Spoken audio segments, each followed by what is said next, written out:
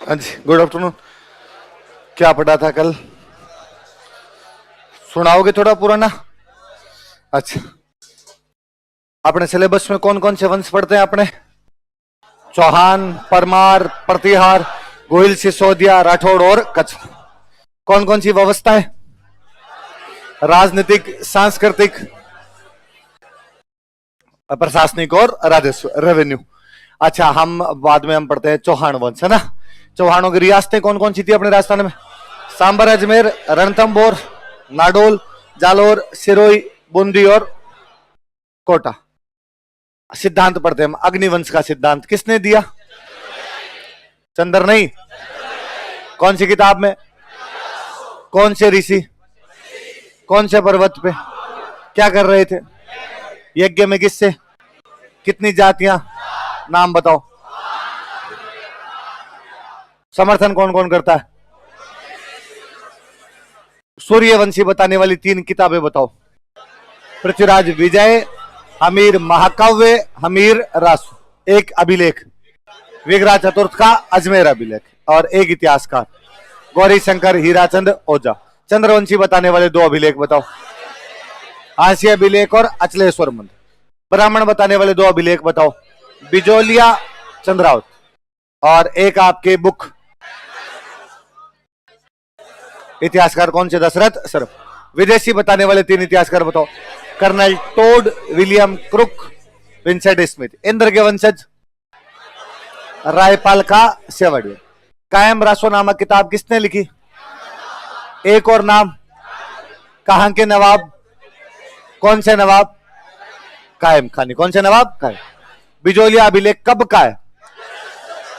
किसने लगवाया? दिगंबर जैन, लोलाक। दिगंबर जैन। रचना किसने की? गुणभद्र। लिखा किसने? खोदा किसने?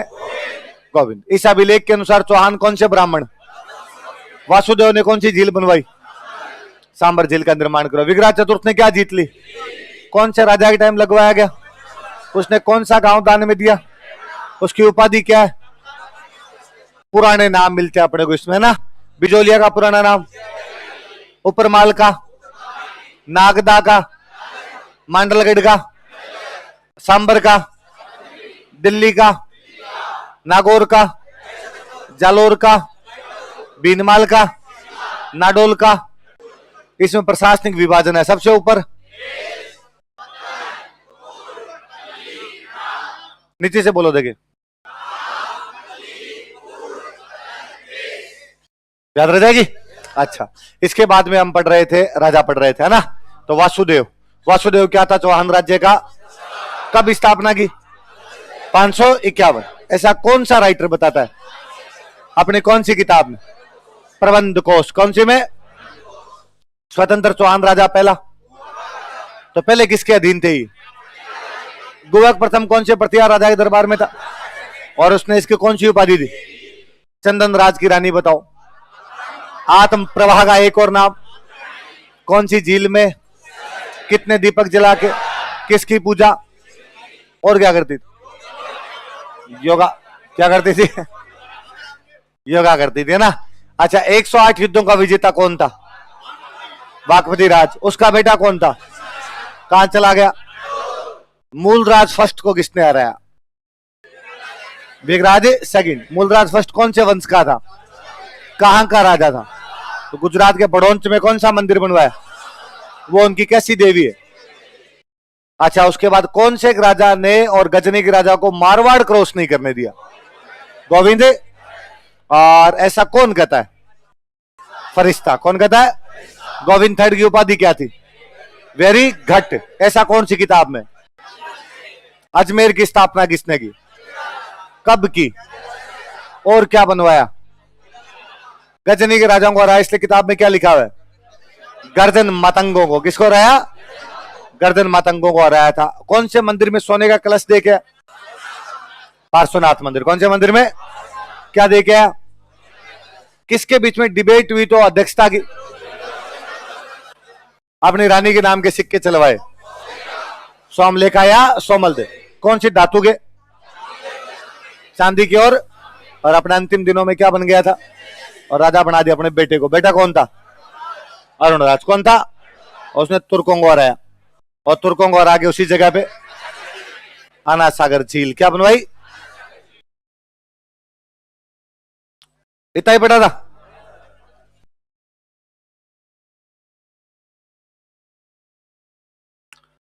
इसने पुष्कर के अंदर एक मंदिर बनवाया था, भगवान विष्णु का मंदिर बनवाया, वराह मंदिर। कौन सा मंदिर बनाया? वराह भगवान विष्णु का एक अवतार है। किसका अवतार है?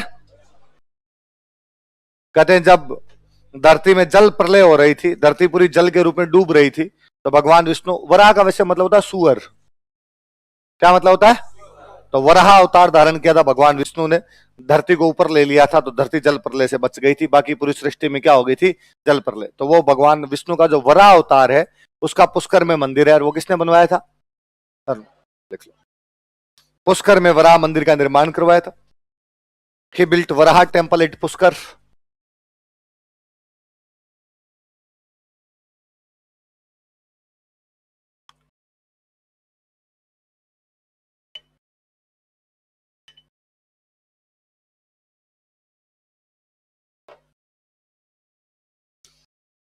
कौन सा मंदिर बनाया था?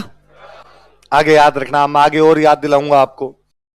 काफी साल बाद में यहाँ पे जहांगीर आया था। कौन आया था? पुष्कर आता है जहांगीर। जहांगीर पुष्कर में महल बनवाता है। क्या बनवाता है? तो वो अपनी बुक के अंदर लिखता है कि मैं पुष्कर गया था, वहां मैंने महल बनवाए थे, तो वहां मुझे पता चला कि पुष्कर में हिंदुओं का भी एक पुराना मंदिर है, तो उस मंदिर को देखने के लिए भी गया। और वहां जब गया तो मैंने देखा कि जो हिंदुओं का भगवान है वो सुअर जैसा है। कैसा है? इसलिए मैंने वो मूर्ति तुड़वा दी।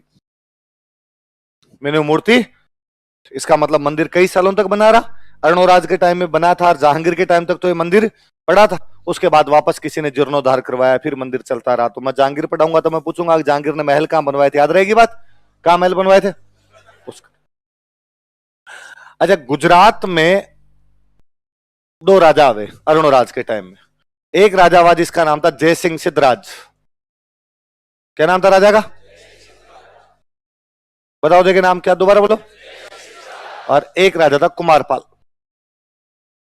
कौन था? गुजरात वाले कौन से वंश के राजा थे? तो दो चालुक्य राजा, एक चालुक्य राजा का नाम जय सिंह सिद्धराज, एक का नाम, तो अरुण और भाई चौहानों के चालुक्यों की आपस में बनती नहीं थी, पहले से लड़ाइयां चल रही है। विगराज जाके उनको हरा के आ ही रहा था। इस बार लड़ाई हुई जय सिंह सिद्धराज के अरुणराज के बीच में। किस किस के बीच में? जय सिंह सिद्धराज और अरुणराज। और बेचारा जय सिंह सिद्धराज हार गया। हार गया तो अरुणराज ने कहा कि तेरी बेटी से मैं ब्याह करूंगा, और इसकी बेटी का नाम था कांचन देवी। क्या नाम था? तो कांचन देवी से कौन शादी कर लेता है? फिर जय सिंह सिद्धराज मर गया। जय सिंह सिद्धराज के कोई बेटा था ही नहीं, इसके बेटा नहीं था, तो बाद में क्या करते? बेटा नहीं होता तो चालुक्यों का और को राजकुमार लाकर उसको क्या बना देते? राजा। जिस राजकुमार को लाके बनाया गया कौन था? कुमारपाल ने कहा यार मेरे से पहले जो राजा हुआ था जय सिंह सिद्धराज, उसको अरुणराज ने हराया था, तो इसने कहा बदला लेंगे। ये वापस अजमेर पे अटैक करता है, इस बार अरुणराज को हराता है। ये अरुणराज कहता है मैं तेरी बेटी से ब्याह करूंगा, तो इस बार इसने अरुणराज की बेटी से कर लिया। अरुणराज की बेटी थी जालन देवी। कौन थी? तो एक गुजरात के चालुक्य राजा को हराता है, एक राजा से हार जाता है। तो हराता तो किसको है? जय सिंह सिद्धराज को हराता है। और जीतता और हारता किससे? अच्छा, हारने के बाद, हराने के बाद में शादी कौन सी राजकुमारी से करता है? और अपनी कौन सी राजकुमारी का ब्याह उधर करना? याद रह जाएगी बात? लिखो, मैं लिखवाता हूं, वैसे लिखो। गुजरात के चालुक्य राजा जय सिंह सिद्धराज को हराया। ही डिफीटेड गुजरात चालुक्य किंग जय सिंह सिद्धराज। गुजरात के चालुक्य राजा जय सिंह सिद्धराज को हराया। ही डिफीटेड गुजरात चालुक्य किंग जय Singh Siddharaj.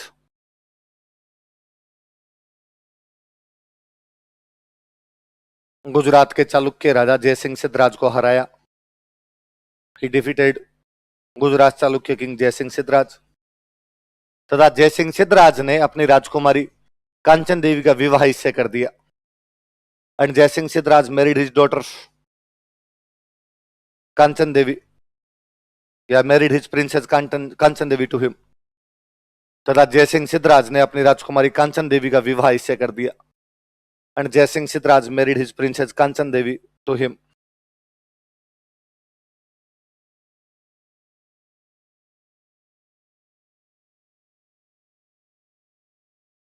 married his princess Kanchan Devi to him.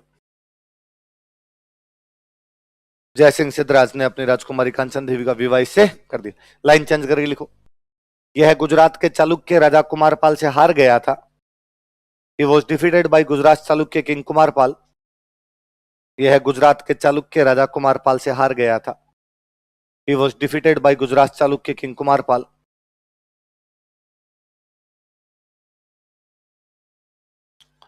यह गुजरात के चालुक्य राजा कुमारपाल से हार गया था। He was defeated by Gujarat Chalukya king Kumarpal. Kumarpal से हार गया था तथा इसने अपनी राजकुमारी जालन देवी का विवाह कुमारपाल से कर दिया। And he married his princess Jalan Devi to Kumarpal. तथा इसने अपनी राजकुमारी जालन देवी का विवाह कुमारपाल से किया। And he married his princess Jalan Devi to Kumarpal.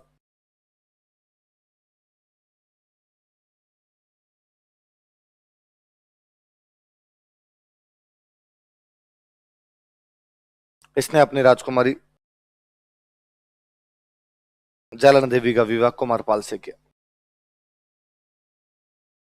जालन देवी का विवाह किससे किया? अच्छा, इसने मालवा के एक राजा को भी हराया था। मालवा के राजा का था नरवर्मन। क्या नाम था? मालवा पड़ता है मध्य प्रदेश। मालवा कहां पड़ता है? देख लो, इसने मालवा के नरवर्मन को भी हराया था। He also defeated Naravarman of Malwa. लिखो, अरुणराज और किसको हराया था? मालवा के। इसने मालवा के नरवर्मन को हराया था। He also defeated Naravarman of Malwa.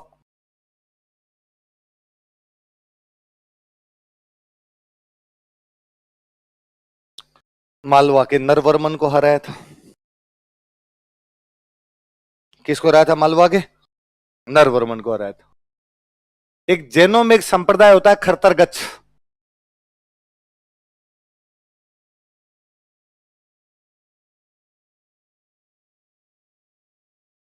संप्रदाय कौन सा होता है? इसने खरतरगच्छ संप्रदाय को भूमि अनुदान दी थी। भूमि अनुदान समझ गए? जमीन दान में, जैसे रेवणा गांव दान में दिया था, वैसे इसने को जमीन दान के अंदर दी थी। लिखो, इसने खरतरगच्छ संप्रदाय को भूमि अनुदान दिया था। He donated land to Kharatargaccha sect of Jainas. इसने खरतरगच्छ संप्रदाय, कोष्टक में जैन लिख लेना, इसने खरतरगच्छ संप्रदाय को भूमि अनुदान दिया था। He donated land to Kharatargaccha sect, कोष्टक में जैन लिखना। इसने खरतरगच्छ संप्रदाय को भूमि अनुदान दिया था।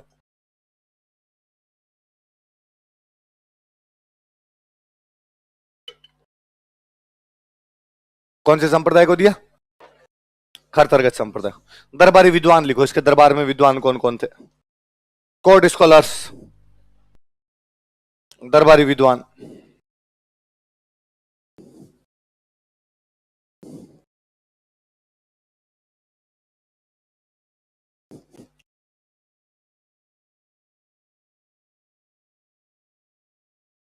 दो नाम लिख लो, देवबोध और धर्म घोष। जैन थे दोनों, देवबोध और धर्म घोष।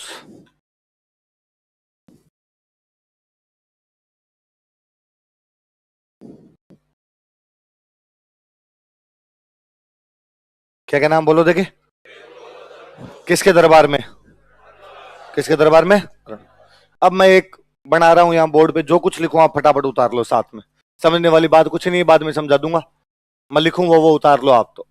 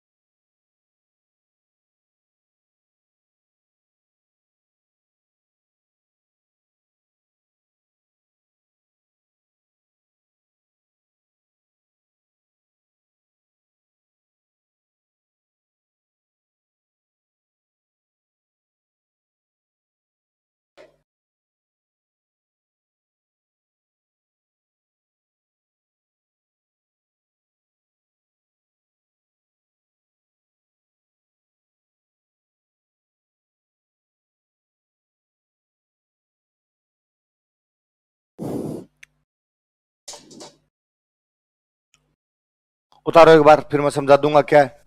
जो जैसा लिख दिया फटाफट उतार लो।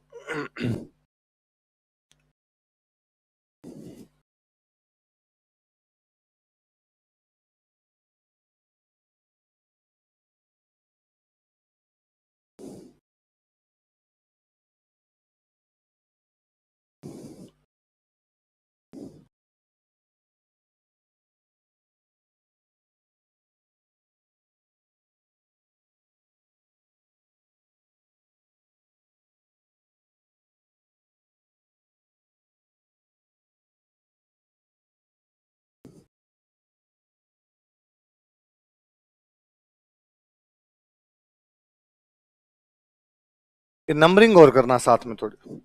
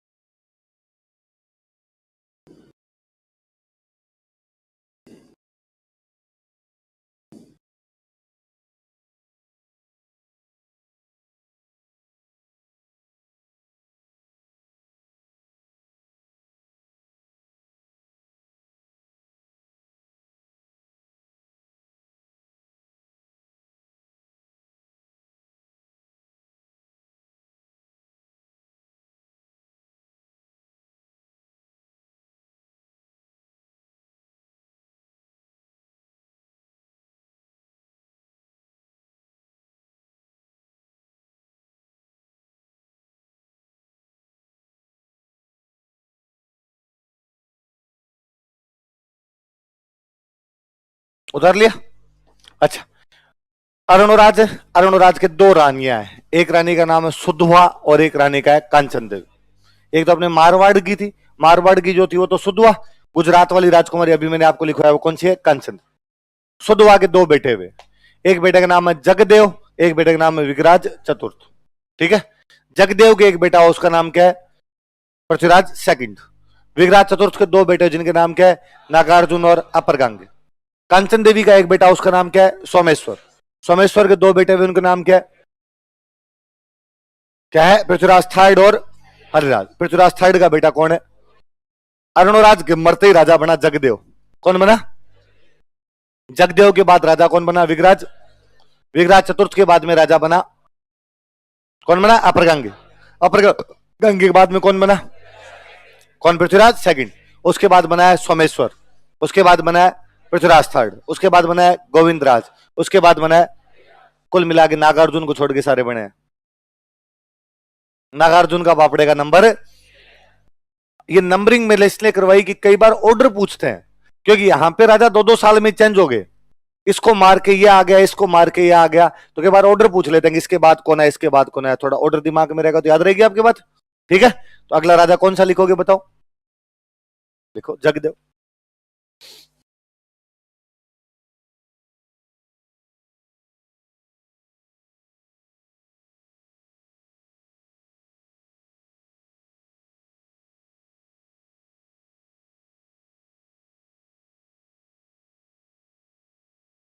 अगला राजा कौन है? जगदेव। क्या नाम राजा का बताओ देखिए? जगदेव। अच्छा, जगदेव अरुणराज का बेटा है। अरुणराज का, अरुणराज के पिताजी थे अजय राज। अपने लास्ट टाइम में बन गए थे सन्यासी, और राज किसको दे गए? अरुणराज। अरुणराज में इतनी समझदारी कहां थी? अरुणराज राज छोड़ने के लिए तैयार, तो जगदेव ने सलटाया। जगदेव ने मारा अपने बाप को, और मार के कहा कि अब मैं बनूंगा राजा। वो पंजाबी वाली कहावत है कि ना बूढ़ा मरदा ते ना मंजा चढ़दा, कि ना तो बूढ़ा मर रहा है और ना चारपाई छोड़ रहा है। तो इसने कहा छुड़वा लेंगे चारपाई। लिखो, अपने पिता अरुणराज की हत्या करके राजा बना था। He murdered his father Arunraj and became king. अपने पिता अरुणराज की हत्या करके राजा बना। He murdered his father Arunraj and became king. अपने पिता अरुणोराज की हत्या करके राजा बना। He murdered his father Arunaraj and became king. अपने पिता अरुणराज की हत्या करके राजा बना था। कौन? अब बाप का हत्यारा हो गया, पितृहंता, बाप को मार के राजा बना। तो मंत्रियों ने और जनता ने कहा कि यार जो बाप को ही मार के बने ऐसे राजा को तो क्या ही राजा मानना। तो इसका छोटा भाई था, उसका नाम था विग्राज चतुर्थ। क्या नाम था? और लोगों ने उसको कहा कि हटा रहे इसको और तू बन जा हमारे। तो विग्राज चतुर्थ इसका छोटा भाई है, वो इसको हटा के क्या बन जाता है? राजा बन जाता है। लिखो, इसके छोटे भाई, हिज यंगर ब्रदर, इसके छोटे भाई हिज यंगर ब्रदर विग्राज चतुर्थ ने इसे हटा दिया। Vigraharaj fourth deposed him. Vigraharaj fourth deposed him. Vigraharaj चतुर्थ ने इसे हटा दिया। किसने हटा दिया इसको? तो अगला राजा कौन सा लिखोगे? विग्रराज चतुर्थ लिखो। और ये महत्वपूर्ण राजा है भाई, ये अपने स्टार लगाना, ये मेंस में पूछेंगे इसका कोई।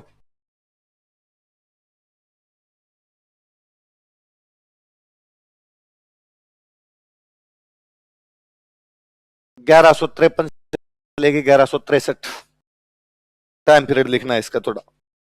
ये महत्वपूर्ण राजा था, थोड़ा दिमाग में रहना चाहिए अपने, कब से कब तक था। अच्छा, चौहानों की हिस्ट्री लिखने वाले एक राजा में दशरथ शर्मा है ना। तो दशरथ शर्मा कहते हैं कि इसका जो शासन काल था वो अजमेर के चौहानों का स्वर्ण काल है। कौन से चौहानों का स्वर्ण काल है? क्योंकि अभी अजमेर आ गए ना, तो अजमेर के चौहानों का क्या है? किसका शासन काल? कब से कब तक था? कौन कहता है? इतिहासकार दशरथ शर्मा के अनुसार, according to historian Dasharath Sharma,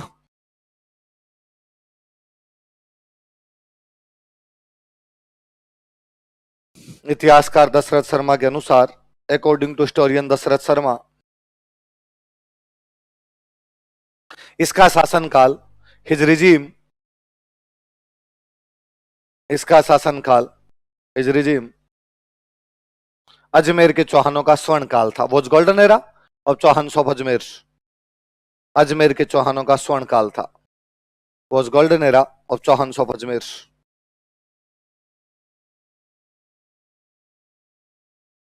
Ajmer के चौहानों का स्वर्ण काल था, वो golden era of Chauhan of Ajmer.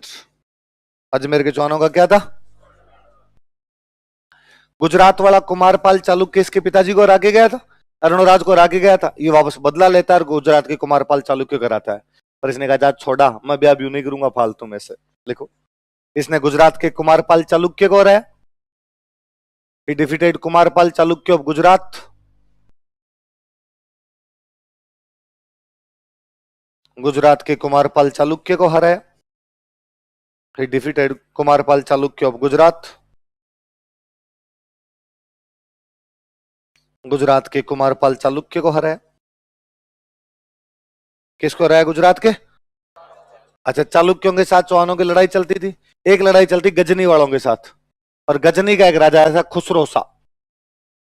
कौन राजा आया था? तो इसने गजनी की खुसरो शाह को हराया। लिख लो, इसने गजनी की खुसरो शाह को हराया। He defeated Khusro Shah of Ghazni. Ghazni के खुसरो शाह को हराया। He defeated Khusro Shah of Ghazni.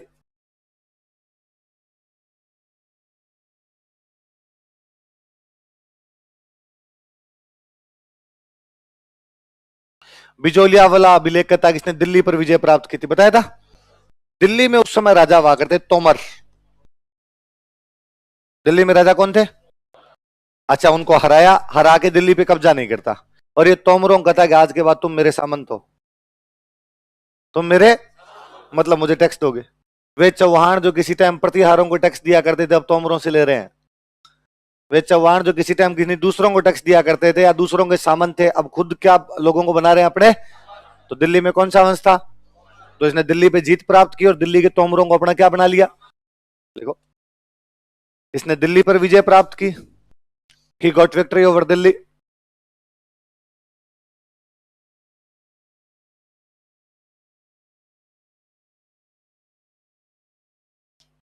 तथा दिल्ली के तोमरों को तथा दिल्ली के तोमर अब चौहानों के सामंत बन गए थे, ये लिख लो। तथा दिल्ली के तोमर अब चौहानों के सामंत बन गए थे। Now Tomars of Delhi became feudal lords of Chauhans.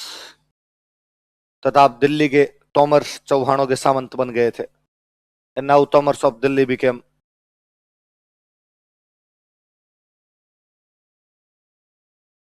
feudal lords of Chauhans.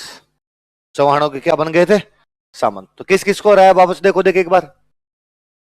Kumarpal, Chalukya, Ghazni का, खुसरो शाह और दिल्ली के तोमर। दिल्ली में किसको हरा दिया? तोमर।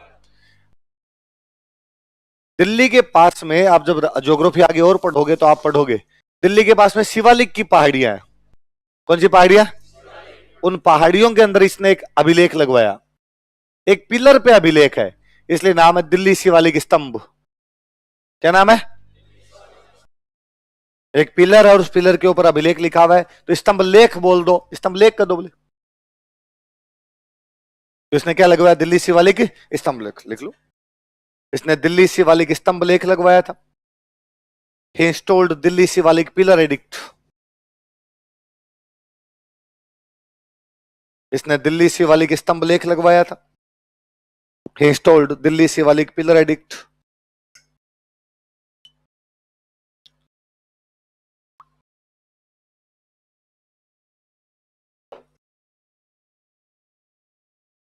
क्या लगवाया था? स्टार लगाओ। 2013 के प्री में क्वेश्चन था, दिल्ली शिवालिक स्तंभ लेख कौन से राजा ने लगवाया था? तो कौन से राजा ने लगवाया था? किसने लगवाया था? बड़ी जोरदार जानकारी है इसमें। इसमें विग्रास लिखवाता है कि मैंने तुर्कों को मार मार के अटक नदी के पार भगा दिया है। कौन सी नदी के पार भगा दिया? सुनना मेरी बात, आगे काम आएगी। तुर्कों को मार मार के कौन सी नदी के पार भगा दिया? तथा मैं अपने उत्तराधिकारियों को कहना चाहूंगा, उत्तराधिकारी मतलब बेटे, पोते, पड़पोते, सड़पोते, सक्सेसर जो भी आएंगे, मैं अपने उत्तराधिकारियों को कहना चाहता हूं कि तुर्कों को अटक नदी पार नहीं करने दें।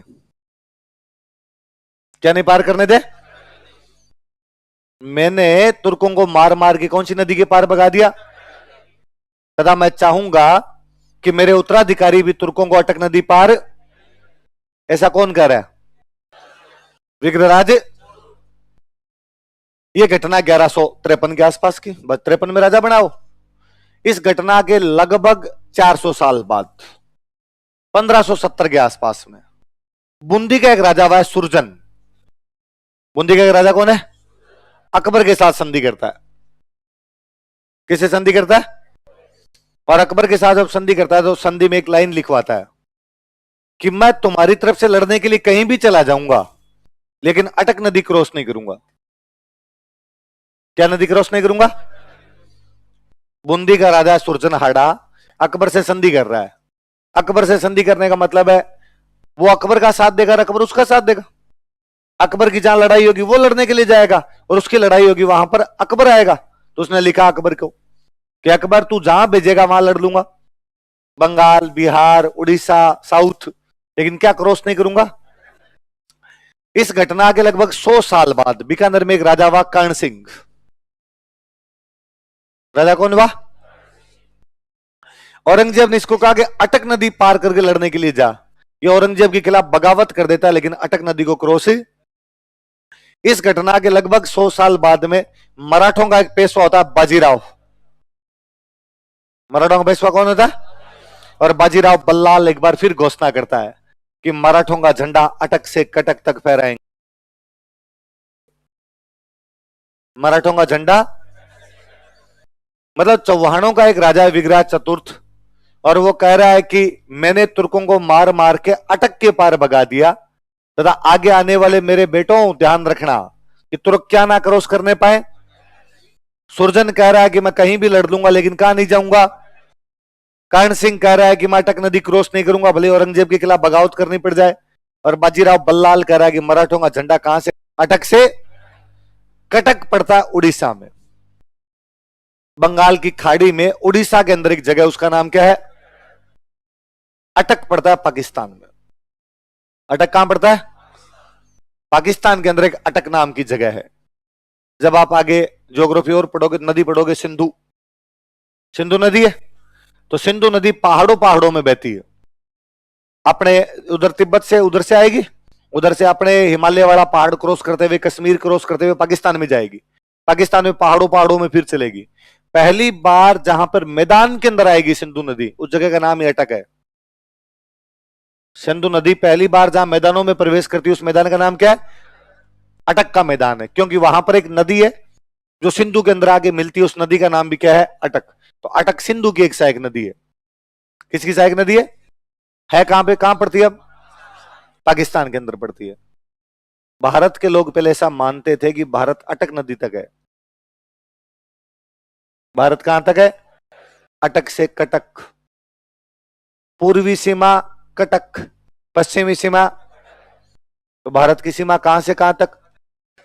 अटक से। इसलिए बाजीराव कह रहा झंडा कहां से कहां तक। बाजीराव ने ऐसे नहीं कहा ना कि बंगाल से इंग्लैंड।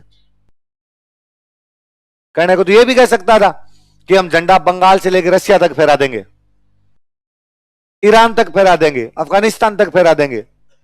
पर वो आदमी कह रहा है कि झंडा केवल कहां से कहां तक? अटक से। विगराज कह रहा है कि मैंने पीट पीट के अटक के पार भगा दिया। इसका मतलब, कहने का मतलब, हमारे देश में नहीं रहने दिया, मैंने हमारे देश से उनको क्या भगा दिया है। और मेरे पूर्वजों, मेरे वंशजों को कहना चाहूंगा कि इनको क्या मत क्रॉस करने देना, क्योंकि हमारी बाउंड्री कहां से शुरू होती है? सुरजन कह रहा है कि देश देश में जहां लड़वाएगा लड़ लूंगा, देश से बाहर लड़ने के लिए। और देश कहां से कहां तक है? कर्ण सिंह कह रहा है कि साहब अटक के पार जाने के लिए बगावत कर देंगे, लेकिन अटक के पार तो हम, तो अपने लोग अटक नदी के पार उल्टा ये मानते और थे कि यदि अटक नदी के पार जाएंगे धर्म भ्रष्ट हो जाएगा। अटक नदी के पार जाएंगे तो क्या हो जाएगा? और होता भी था यार। अटक नदी के पार जो देश थे उनमें गाय का मांस खाते थे। क्या खाते थे? और कोई भारत का आदमी बाहर जाके गाय का मांस खा ले, फिर किस बात का हिंदू? इसलिए यहां के हिंदू कभी भी अटक नदी क्रॉस है, फिर वो स्टूडेंट के सर किसी ने नहीं की, कर लिया करते थे, कई कर भी लेते थे। ऐसे मानसिंह अकबर की तरफ से लड़ने के लिए गया था काबुल, तो काबुल जाएंगे तो अटक नदी क्रॉस करनी पड़ेगी। तो कहते हैं मानसिंह जब अपने सिपाहियों को लेके जा रहा था, उसके सिपाहियों ने भी मना कर दिया, अटक क्रॉस नहीं करेंगे भाई साहब, और जहां लेके जाना वहां पे लेके चला जा। तो मानसिंह अपने सिपाहियों को समझाता है कि सबे भूमि गोपाल की, ये सारी जमीन पूरी दुनिया भगवान कृष्ण की है, सबे भूमि गोपाल की, जिसमें अटक कहां, उसमें अटकने वाली जगह कोई भी, जिसके मन में अटक है वही अटक रहा। जिसने मन में ही सोच लिया कि यहां जाना है, यहां नहीं जाना, जो मन में अटक गया वो तो यहां पे अटक जाएगा। और जो ये मानता है कि पूरी धरती किसकी है, भगवान कृष्ण की है, गोपाल की है, उसके लिए अटकने की कोई भी जगह, यूं राजी करके बेचारा लेके गया था। बाकी उसके सैनिकों ने भी जाने से मना, पर यह अपवाद है। अपने ज्यादातर लोग अटक क्रॉस है, क्योंकि उनका मानना था कि अटक तक अपना देश है, यहां तक का खान पान एक जैसा है, और यहां से आगे का खान पान अलग है, इसलिए उसको हम क्रॉस नहीं करेंगे, उधर हम कम से कम नहीं जाएंगे। तो जिसको आज आप देख रहे हो ये भारत नहीं है, बाघा बॉर्डर बाउंड्री नहीं है हमारी। हमारी बाउंड्री अटक से, ये तो हम बेलखने लोग हैं, दाहप के मंगते और लिचड़ हैं, इसलिए बाउंड्री बाघा बॉर्डर है। बाउंड्री कहां तक है? मैं चाहूंगा कि हमारी आने वाली पीढ़ियां सशक्त हो, आने वाली पीढ़ियां शक्तिशाली हो, और एक बार वापस भारत की ध्वजा कहां तक लहराए। अब तो उस बाजीराव बल्लाल की आत्मा ऊपर बैठी बैठी रोती रहती है, इस बात पर अश्रु बहाती है कि नीचे लिचड़ पैदा हो गए। इस वजह से मेरी बाउंड्री, मैंने जो सोचा था कि मराठों का झंडा कहां से कहां तक होगा, वो झंडा अब कटक से बाघा बॉर्डर है।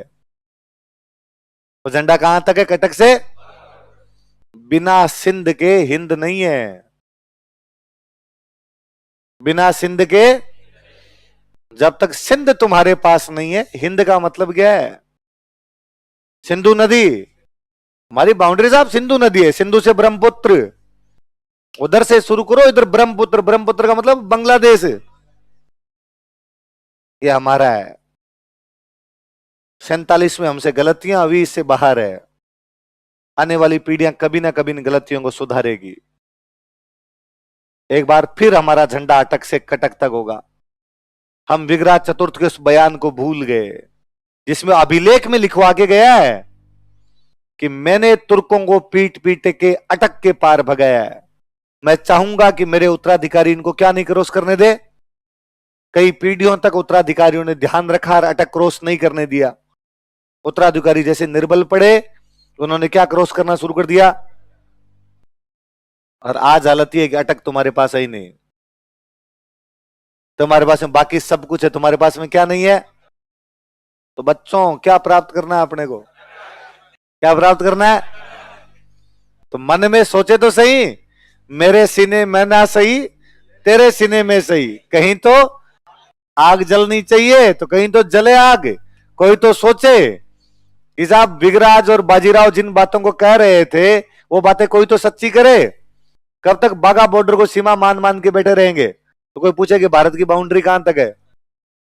अटक से कहना है तो साहब वो, अब भले ही तुमने यहां खींच दियो, आज नहीं तो कल, कल नहीं तो परसों, परसों नहीं तो तरसों, एक दिन वापस हमारी बाउंड्री अटक तक जाएगी। कहां तक जाएगी? तो अटक नदी क्या महत्व रखती होगी यार?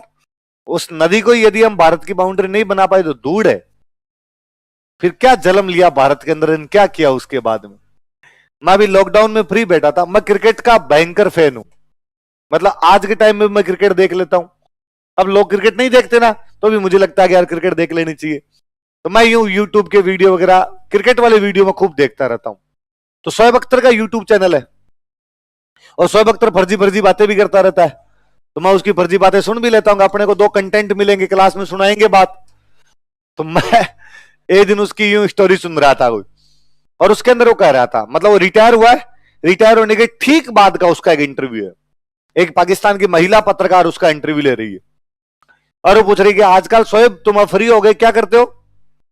और वो कहता है कि आजकल मैं किताबें पढ़ता हूं। तो अच्छा, तुम किताबें भी पढ़ते हो? उसने कहा हाँ। तो कौन सी बुक पढ़ रहे हो? तो मैं राइटर भूल गया, कोई राइटर का नाम लेता है कि मैं उन राइटर की बुक पढ़ रहा हूं। ये बुक है, इसका बुक का नाम ये है। तो क्या इस बुक के अंदर? तो कहता है इस बुक में भविष्यवाणी है। क्या है? उन्हें कैसे? तो क्या बुक है तो बहुत पुरानी, ये बुक लिख दी गई थी 1000 ईस्वी के आसपास। कब लिख दी गई थी? पर इसमें पहले ही सारी बातें बता दी गई, आगे की बातें हैं। क्या बात है कि इसके अंदर लिखा हुआ है कि बाबर काबुल से भारत जाके भारत को जीत लेगा। बाबर आया 1500 में, बुक 1000 की, तो भविष्यवाणी तो हो गई कि बाबर जाएगा और जाके कब्जा कर लेगा उधर। किया कि नहीं किया? तो कहती किया। किसके अंदर लिखा हुआ कि बाबर का बेटा हुमायूं भारत में राज नहीं कर पाएगा और शेरशाह सूरी कब्जा कर लेगा। फिर इसमें लिखा हुआ कि हुमायूं का बेटा अकबर अजीमोशान शहंशाह बनेगा भारत का। मैंने कहा हाँ ये बात। फिर उसने कहा छोड़ो, राजा वाली बात तो है वो है। इसके अंदर यह भी लिखा हुआ है कि 47 में तकसीम हो जाएगी। तकसीम मतलब विभाजन। तकसीम किसको कहते हैं? विभाजन, पंजाबी का वर्ड है। तो तकसीम हो जाएगी मतलब विभाजन हो जाएगा। उसने कहा अच्छा, तकसीम का भी लिखा आ गया। हाँ अरेगा, इसमें तो यह भी लिखा हुआ है कि 65 की जंग पाकिस्तान जीत जाएगा। और पाकिस्तान ये मानता है कि 48 में, 65 में और 99 में, तीनों में हम जीते थे।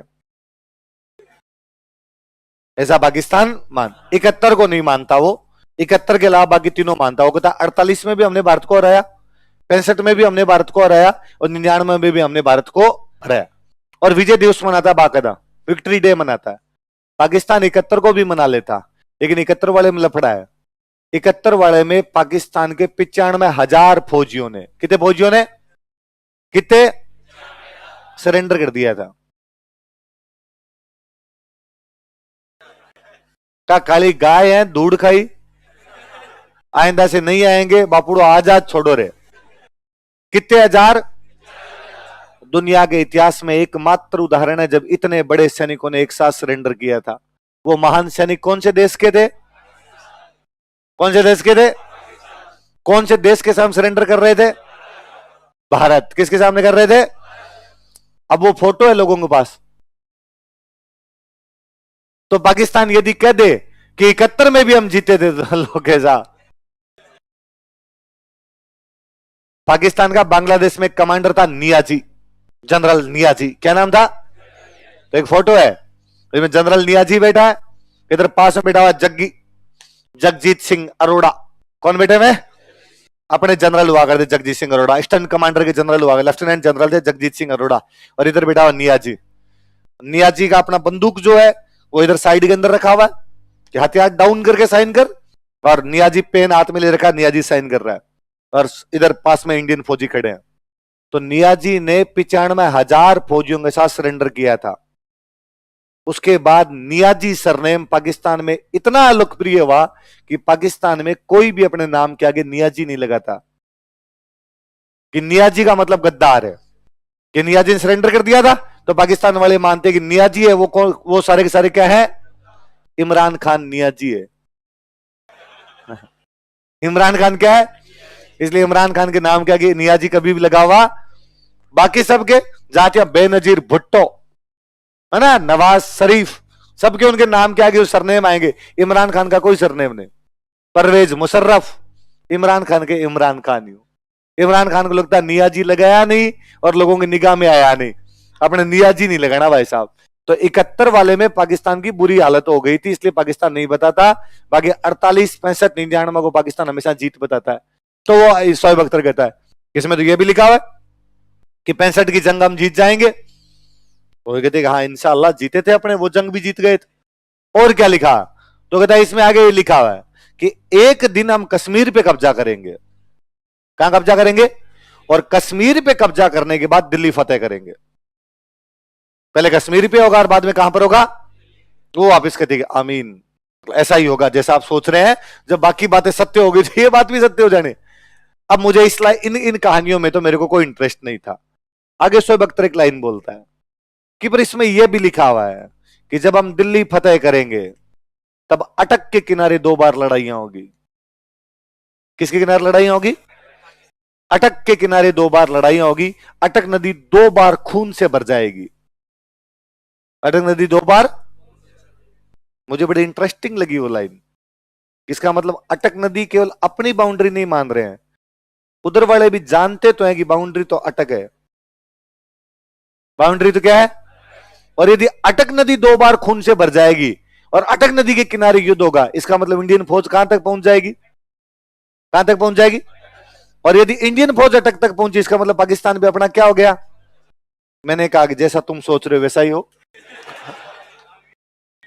आमीन। अटक 2 बार खून से भरे, हम दोनों बार चाहते ताकि 2 बार छितर पड़े तुम्हारे, 2 बार मार खाओ तुम कम से कम। तो भाई साहब दिल्ली शिवालिक स्तंभ सीने के अंदर रहना चाहिए। एक एक भारतीय को दिल्ली शिवालिक स्तंभ याद रखना चाहिए। हमें याद करना चाहिए कि हमारे एक महान पूर्वज विगराज ने कभी कहा था कि हमारी बाउंड्री अटक है और हमारे दुश्मन किधर नहीं घुसने चाहिए। याद रहेगी बात? कौन सा स्तंभ है वो? दिल्ली शिवालिक स्तंभ। कौन सा है? अब इससे भी एक बड़ी जोरदार बात बताऊं। अपने भारत में एक राजा हुआ अशोक। कौन सा राजा हुआ? अशोक। अशोक ने जगह जगह अभिलेख लगवाए। जगह जगह क्या लगवाए? मैंने अभी बताया शिवालिक की पहाड़ियों में अभिलेख है। कौन सी पहाड़ियों में? शिवालिक की पहाड़ियों में। एग्जैक्टली वो जो गांव है उस गांव का नाम है टोपरा। क्या नाम है?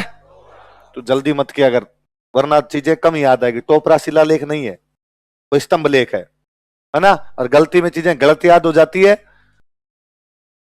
अशोक ने एक पिलर लगवाया। अशोक ने क्या किया? एक टोपरा गांव में। कौन से गांव में?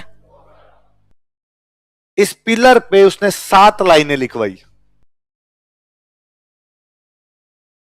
कितनी लाइन लिखवाई? नीचे वाला खाली छूट गया। अशोक का टोपरा अभिलेख।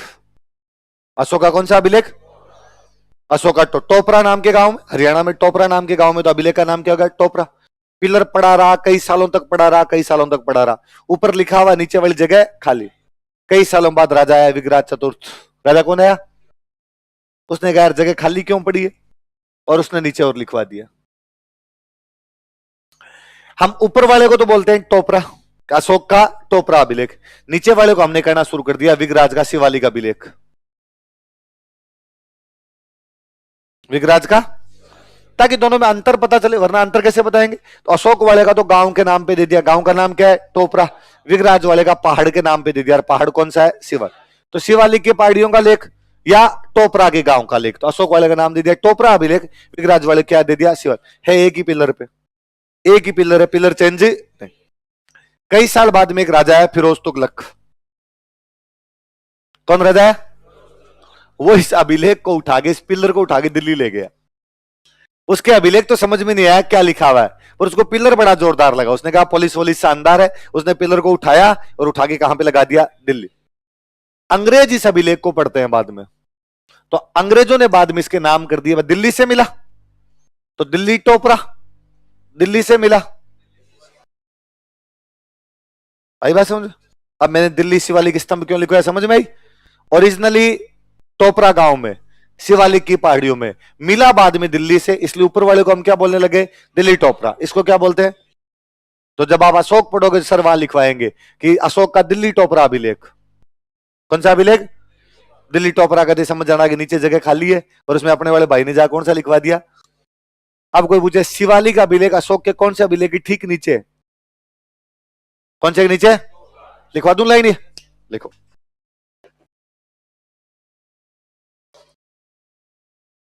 यह अभिलेख अशोक के टोपरा अभिलेख के ठीक नीचे लिखा गया है।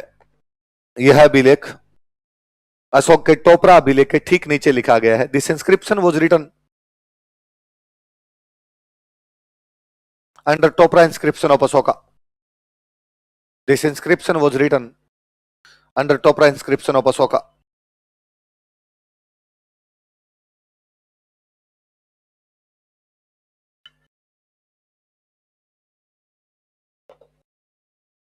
अशोक के टोपरा अभिलेख के ठीक नीचे लिखा गया। अशोक के कौन से अभिलेख के, टोपरा। इस लाइन को बॉक्स में बंद कर दो भाई, ये विगराज की लाइन नहीं है, अशोक वाली लाइन है, पर यहां पर ये काम की बात थी तो मैंने लिखवा दिया आपको। अच्छा, अपने जयपुर वाले कहां से पानी आता है, जो पानी पीते हैं पानी कहां से आता है, कहां से आता है, ये बिशलपुर इसी ने बसाया था। ये बिशलपुर नगर बसाने वाला आदमी कौन है, विगराज। इसने यहां पर बनवाया एक तालाब, क्या बनवाया, और एक बनवाया शिव जी का मंदिर। क्या बनवाया, देखो। बिशलपुर नगर की स्थापना कहां पर था, बिशलपुर, टोंक। बिशलपुर नगर की स्थापना की। He founded a town named Bisalpur. Bisalpur नगर की स्थापना की। He founded a town named Bisalpur. Bisalpur नगर की स्थापना की। यहां पर तालाब व शिव मंदिर का निर्माण करवाया, तथा यहां पर तालाब व शिव मंदिर का निर्माण करवाया। And built a pond and Shiv temple here.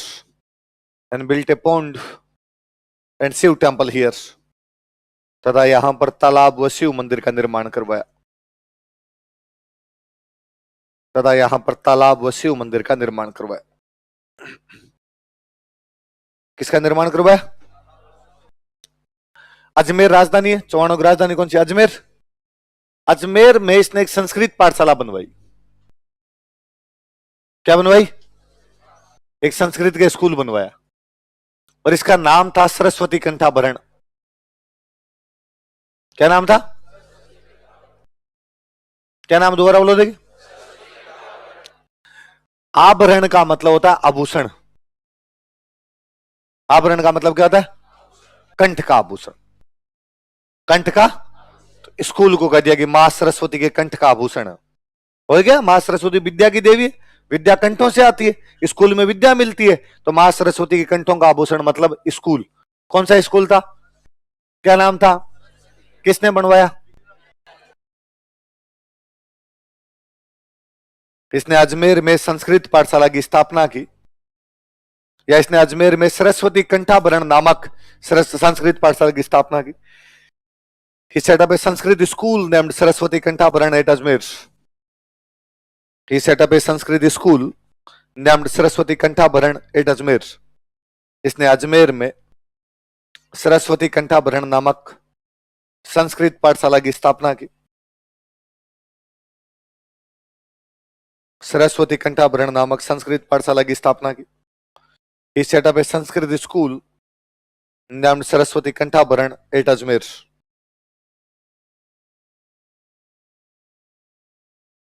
Ajmer में कौन सी पाठशाला बनाई? सरस्वती कंठाभरण। किसने बनाई? एक बंदा आया बाद में, कुतुबुद्दीन ऐबक। कौन बंदा आया? कुतुबुद्दीन। और कुतुबुद्दीन ऐबक इसको तोड़ देता है। कुतुबुद्दीन ऐबक इसको और तोड़ के बना देता है यहां पर मस्जिद। इसको क्या बना देता है? लिखो। कालांतर में लेटर ऑन कुतुबुद्दीन ऐबक ने इसे तोड़कर मस्जिद में बदल दिया। Qutbuddin Aibak demolished it and changed it in a mosque. Qutbuddin Aibak ने इसे तोड़कर मस्जिद में बदल दिया। Qutbuddin Aibak demolished it and changed it in a mosque.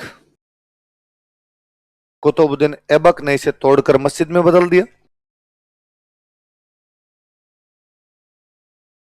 Qutbuddin Aibak ने इसे तोड़कर मस्जिद में बदल दिया। और इस मस्जिद का अब नाम पड़ा हुआ है अढ़ाई दिन का झोंपड़ा। क्या नाम पड़ गया? लिख लो। जिसे अढ़ाई दिन का झोंपड़ा कहा जाता है, विच इज कॉल्ड एज अढ़ाई दिन का झोंपड़ा। जिसे अढ़ाई दिन का झोंपड़ा कहा जाता है।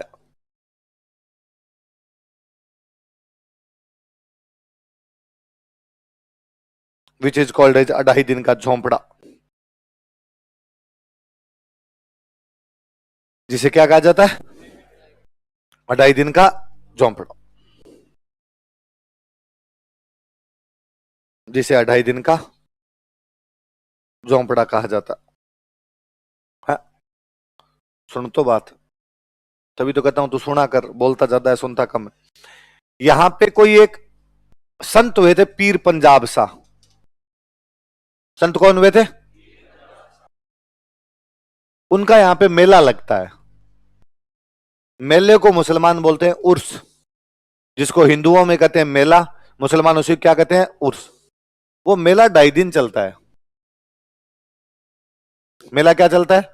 इस मस्जिद के पास में मेला लगा करता था, 2.5 दिन का उर्स लगता था। इसलिए धीरे धीरे भाई कौन सी मस्जिद, तो 2.5 दिन के उर्स वाली मस्जिद, 2.5 दिन के उर्स वाली मस्जिद नाम पड़ गया 2.5 दिन का। भाई बात समझ में? तो किसका उर्स लगता है? कितने दिन का उर्स लगता है? लाइन चेंज करके लिखो। इसके पास पीर पंजाब शाह का 2.5 दिन का उर्स मनाया जाता है। 2.5 days Urs of Pir Punjab Shah. 2.5 days Urs of Pir Punjab Shah is celebrated near it. It's celebrated near it. इसके पास पीर पंजाब शाह का 2.5 दिन का उर्स मनाया जाता है। 2.5 days Urs of Pir Punjab Shah is celebrated near it. इसके पास पीर पंजाब शाह का 2.5 दिन का उर्स मनाया जाता है।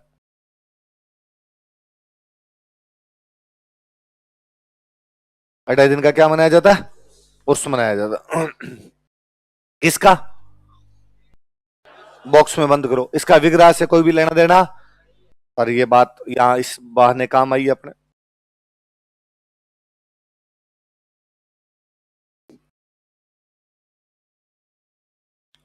विग्राज अच्छा विद्वान था। विग्राज ने एक नाटक लिखा था, हरकेली। कौन सा नाटक लिखा? हर का मतलब होता है शिव जी। हर का मतलब क्या होता है? केली का मतलब होता है खेल। केली का मतलब क्या होता है? शिव जी का खेल। क्या था शिव जी का खेल? ऐसा कहा जाता है कि शिव जी एक बार अर्जुन से लड़ने के लिए आए थे। किससे लड़ाई करते हैं? शिव जी के और अर्जुन के बीच में लड़ाई हुई थी। शिव जी शिकारी बन के लड़ने आए थे। क्या बन के लड़ने आए थे? शिकारी को बोलते किरात। शिकारी क्या बोलते हैं? तो भारत में एक बहुत पुरानी किताब है, किरात अर्जुनियम। कौन सी किताब है? किरात और अर्जुन। लिखने वाला राइटर था भारवी। राइटर कौन था? भारवी ने कौन सी किताब लिखी? क्या नाम दोबारा बोलो दे।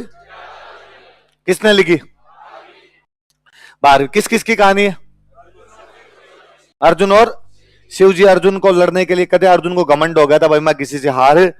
शिव जी का रुक, थोड़ी चिलम पूरी हो जाए फिर आता हूं मैं। इस बार शिव जी क्या बन के है? शिकारी। क्या बन के है? तो किरात बन के है, किरात अर्जुनियम, किरात और अर्जुन के बीच का युद्ध। उसी नाटक को आधार बना के 12वीं वाली किताब बहुत पुरानी है, हमारे विगराज ने जो किताब लिखी उसका नाम क्या था? शिव जी ने खेल दिखाया। खेल ही तो है भाइयों, खेल खेल के अंदर ही आ गया, अर्जुन से लड़ गया है यहां पे। हर का मतलब, हर का मतलब होता है शिव जी, हरि का मतलब विष्णु। हर का मतलब, हरि का मतलब, तो कभी हर प्रिया मतलब पार्वती, हरि प्रिया मतलब लक्ष्मी। पर्यायवाची याद करोगे कि पार्वती का पर्यायवाची का हर प्रिया, लक्ष्मी का पर्यायवाची, हरि का मतलब विष्णु, हर का मतलब। तो कौन सा नाटक लिखा था? कौन से भगवान का है?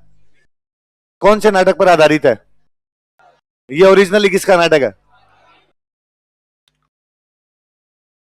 लिखो, हरकेली नामक नाटक लिखा था। He wrote a drama named हरकेली।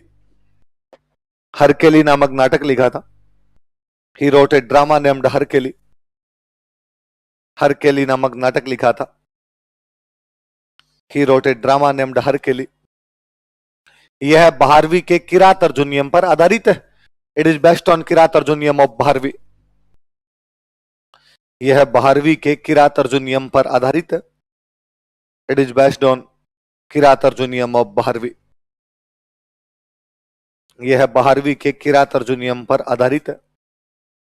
It is based on Kirat अर्जुनियम of 12वीं।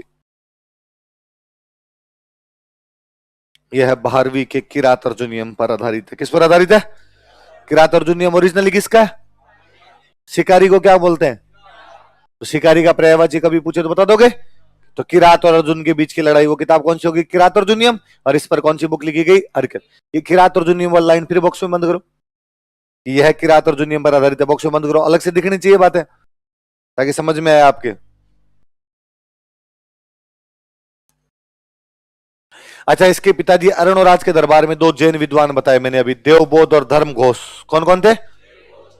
वो धर्म घोष इसके दरबार में भी था, धर्म घोष सूरी। पूरा नाम क्या था उस बंदे का? अच्छा, जैन बताओ हिंसा का पालन करते हैं क्या? अहिंसा, अहिंसा का। और ये भाई सारे क्षत्रिय थे, क्षत्रियों का तो काम ही हिंसा करना, बिना युद्ध के तो पार ही नहीं पड़े, सुबह शाम दोनों टाइम बकरे खाने पड़े। जो भी लड़ाई वाले समाज रहे वो मांसाहारी रहे। जो भी लड़ाई वाले समाज रहे वो हमेशा क्या रहे?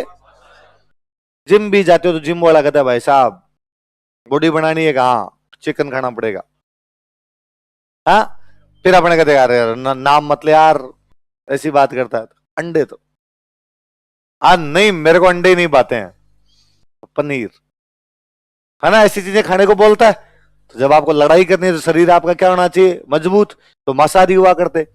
लेकिन जैनों का प्रभाव था खूब सारा, तो राजा को जैन साधु ने कहा। जैन साधु कौन थे? यार ये बंद करो यार, जीव काटते हो रहे, ऐसे कैसे काटे जाए जीव? पाप लगेगा, पाप। तूने कहा इसके बिना सर खाएंगे क्या? और नहीं खाएंगे तो बॉडी वॉडी नहीं बनेगी, नहीं बनेगी तो लड़ेंगे कैसे? और फिर थोड़ी क्रूरता जरूरी भी होती थी। छोटे छोटे बच्चों से बकरों के झटके करवाते ताकि बड़ा होने के बाद में आदमी का सिर भी काटना पड़े तो डर नहीं लगे। वरना अचानक अपने को दे दिया जाए कि लो सिर काट दो तो अपने तो गिर जाए। खून भी देख लेते हैं ना किसी के तो ही कईयों को चक्कर आने लग जाते हैं, और मेरे खुद को आ जाते हैं। मैं ज्यादा खून खराबास देखता हूं तो अजीब से होने लग जाता है, मरने दो रहे साइड के अंदर चलते हैं। कारण कि वो चीज देखी नहीं यार अपन। अब आपको युद्धों में जाना, युद्धों में जाना तो ये सब करना पड़ेगा। तो विग्राज चतुर्थ ने कहा कि साहब देखो, वैसे तो हम खाएंगे, पर आप कह रहे हो तो महीने में एक दिन बंद कर देते हैं, 11 के दिन। कब कर देते हैं? 11 पवित्र होती है ना, एकादशी है ना, तो कहा एकादशी के दिन आज के बाद में पशु हत्या। देखो, धर्म घोष सूरी के कहने पर, जिसने 26 जनवरी को दारू नहीं मिलेगी, धर्म घोष सूरी के कहने पर, ऑन एडवाइज ऑफ धर्म घोष सूरी, धर्म घोष सूरी के कहने पर, ऑन एडवाइज ऑफ धर्म घोष सूरी, एकादशी के दिन पशु हत्या पर रोक लगा दी गई थी। Animal slaughtering was banned on Ekadashi. Ekadashi के दिन पशु हत्या पर रोक लगा दी गई थी। Animal slaughtering was banned on Ekadashi.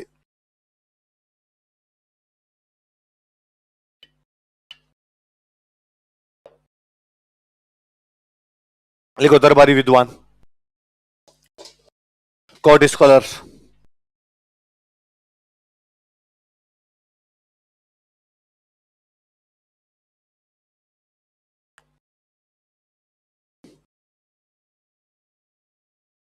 Somdev. क्या नाम है राइटर का? सोमदेव ने एक बुक लिखी थी ललित विग्रहराज।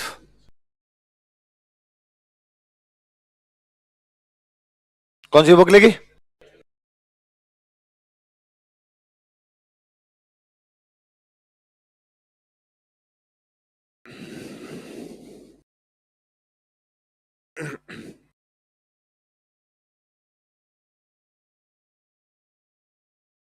सोमदेव की बुक का नाम बताओ। नाम में विग्रहराज है, इसका मतलब कौन से राजा के बारे में? विग्रहराज। वास्तव में तो ये किताब विग्रहराज की प्रेम कहानी है। विग्रहराज की किसी एक रानी के साथ में प्रेम कहानी बताई। रानी का नाम है देसल देवी। क्या नाम है? तो विग्रहराज और देसल देवी की प्रेम कहानी है। लेकिन अब प्रेम कहानी में एक्शन हो ही जाता है थोड़ा बहुत। तो मैंने जो शुरुआत में एक लाइन लिखवाई थी, किसने गजनी के राजा खुसरो शाह को हराया था, वो इसी किताब में है।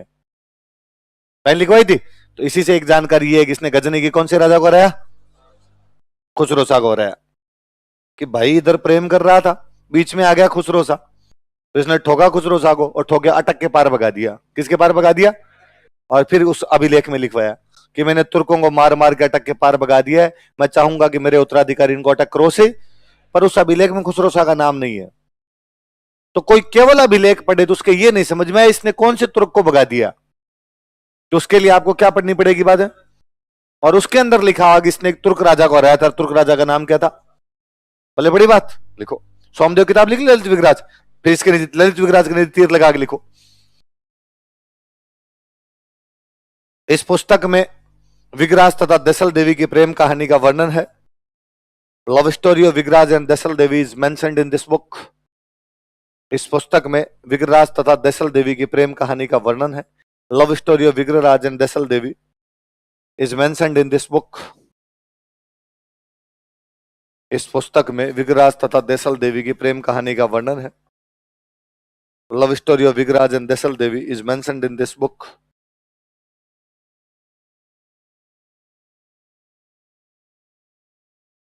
इसी में एक लाइन और करो। इसके अनुसार अकॉर्डिंग टू इट, इसने गजनी के राजा खुसरो शाह को हराया। दो बार आ जाएगी कोई बात नहीं, बातें रिपीट हो जाएगी और क्या। इसने गजनी के राजा खुसरो शाह को हराया था। He defeated Ghazni's king Khusro Shah. Ghazni कहां पड़ता है? अफगानिस्तान। इसने गजनी के राजा खुसरो शाह को हराया था। He defeated Ghazni's king Khusro Shah. Ghazni की कौन से राजा को हराया था? खुसरो शाह। कौन सी किताब के अनुसार? ललित विग्रह। इसने खुद ने जो नाटक लिखा वो तो कौन सा है? हरकेली। कौन सा है? और इसके दरबारी विद्वान सोमदेव ने जो लिखा वो कौन सा है? ललित। इन दोनों किताबों की लाइनें संस्कृत पाठशाला में है। इन दोनों किताबों की लाइनें किसकी दीवारों पर लिखवाई गई? संस्कृत पाठशाला की दीवारों पर किस किस की लाइनें लिखवाई गई? हरकेली। और जैसे आप किसी सरकारी स्कूल में जाते हैं या प्राइवेट में भी हो सकता है, प्राइवेट में मैंने कम देखी, सरकारी में ज्यादा देखी, दीवारों पर लिखा होता है बड़ा भया तो क्या भया, जैसे पेड़ पंछी को छाया नहीं, फल लागे चिड़ी चौंच भर ले गई नदी ने घटियो, दान किए धन ना घटे कह गए दास, प्रेमन धागा प्रेम का मत तोड़ो, टूटे से फिर जुड़े नहीं जुड़े। ऐसे होते हैं। लाली मेरे लाल की जिद्दे कूती, लाली देखने मैं गई मैं भी हो गई। ऐसे दो होते हैं ना। तो इसने भी अपनी पाठशाला में दो ही लिखवा दिए। कौन कौन से? हरकेली और ललित। लिखो, लाइन चेंज करके लिखना। इसी लाइन में अलग से लाइन, दरबारी विद्वान हो गए, अलग से लाइन चेंज करके लिखो। संस्कृत पाठशाला की दीवारों पर, on walls of Sanskrit school, Sanskrit पाठशाला की दीवारों पर, on walls of Sanskrit school,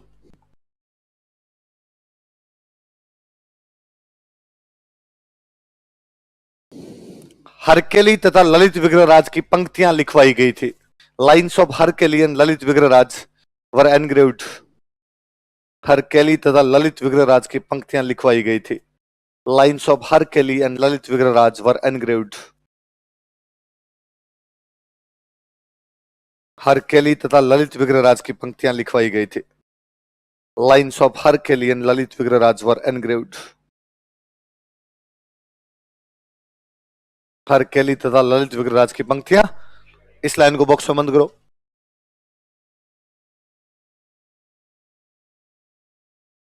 कौन कौन सी दो पंक्तियां बताओ, कौन कौन सी? हरकेली और ललित विग्रहराज किस पे लिखवाई गई? क्या नाम था उस संस्कृत पाठशाला का? सरस्वती कंठाभरण. क्या नाम था? कौन तोड़ गया? क्या बना गया? मस्जिद. क्या बना गया? उस मस्जिद का नाम क्या है? 2.5 दिन का. वरना होता क्या, कई बार आता है कि अजमेर की संस्कृत पाठशाला को तोड़कर कुतुबुद्दीन ऐबक ने क्या बना दिया था. आपके दिमाग में 2.5 दिन का, उसमें नीचे ऑप्शन ही नहीं होते. उस नीचे होता है एक जैन मंदिर, एक मस्जिद, एक घर, एक बाथरूम. आपको लगता है यार तोड़ के बाथरूम बना दिया होगा. 2.5 दिन का झोंपड़ा है यहां पे.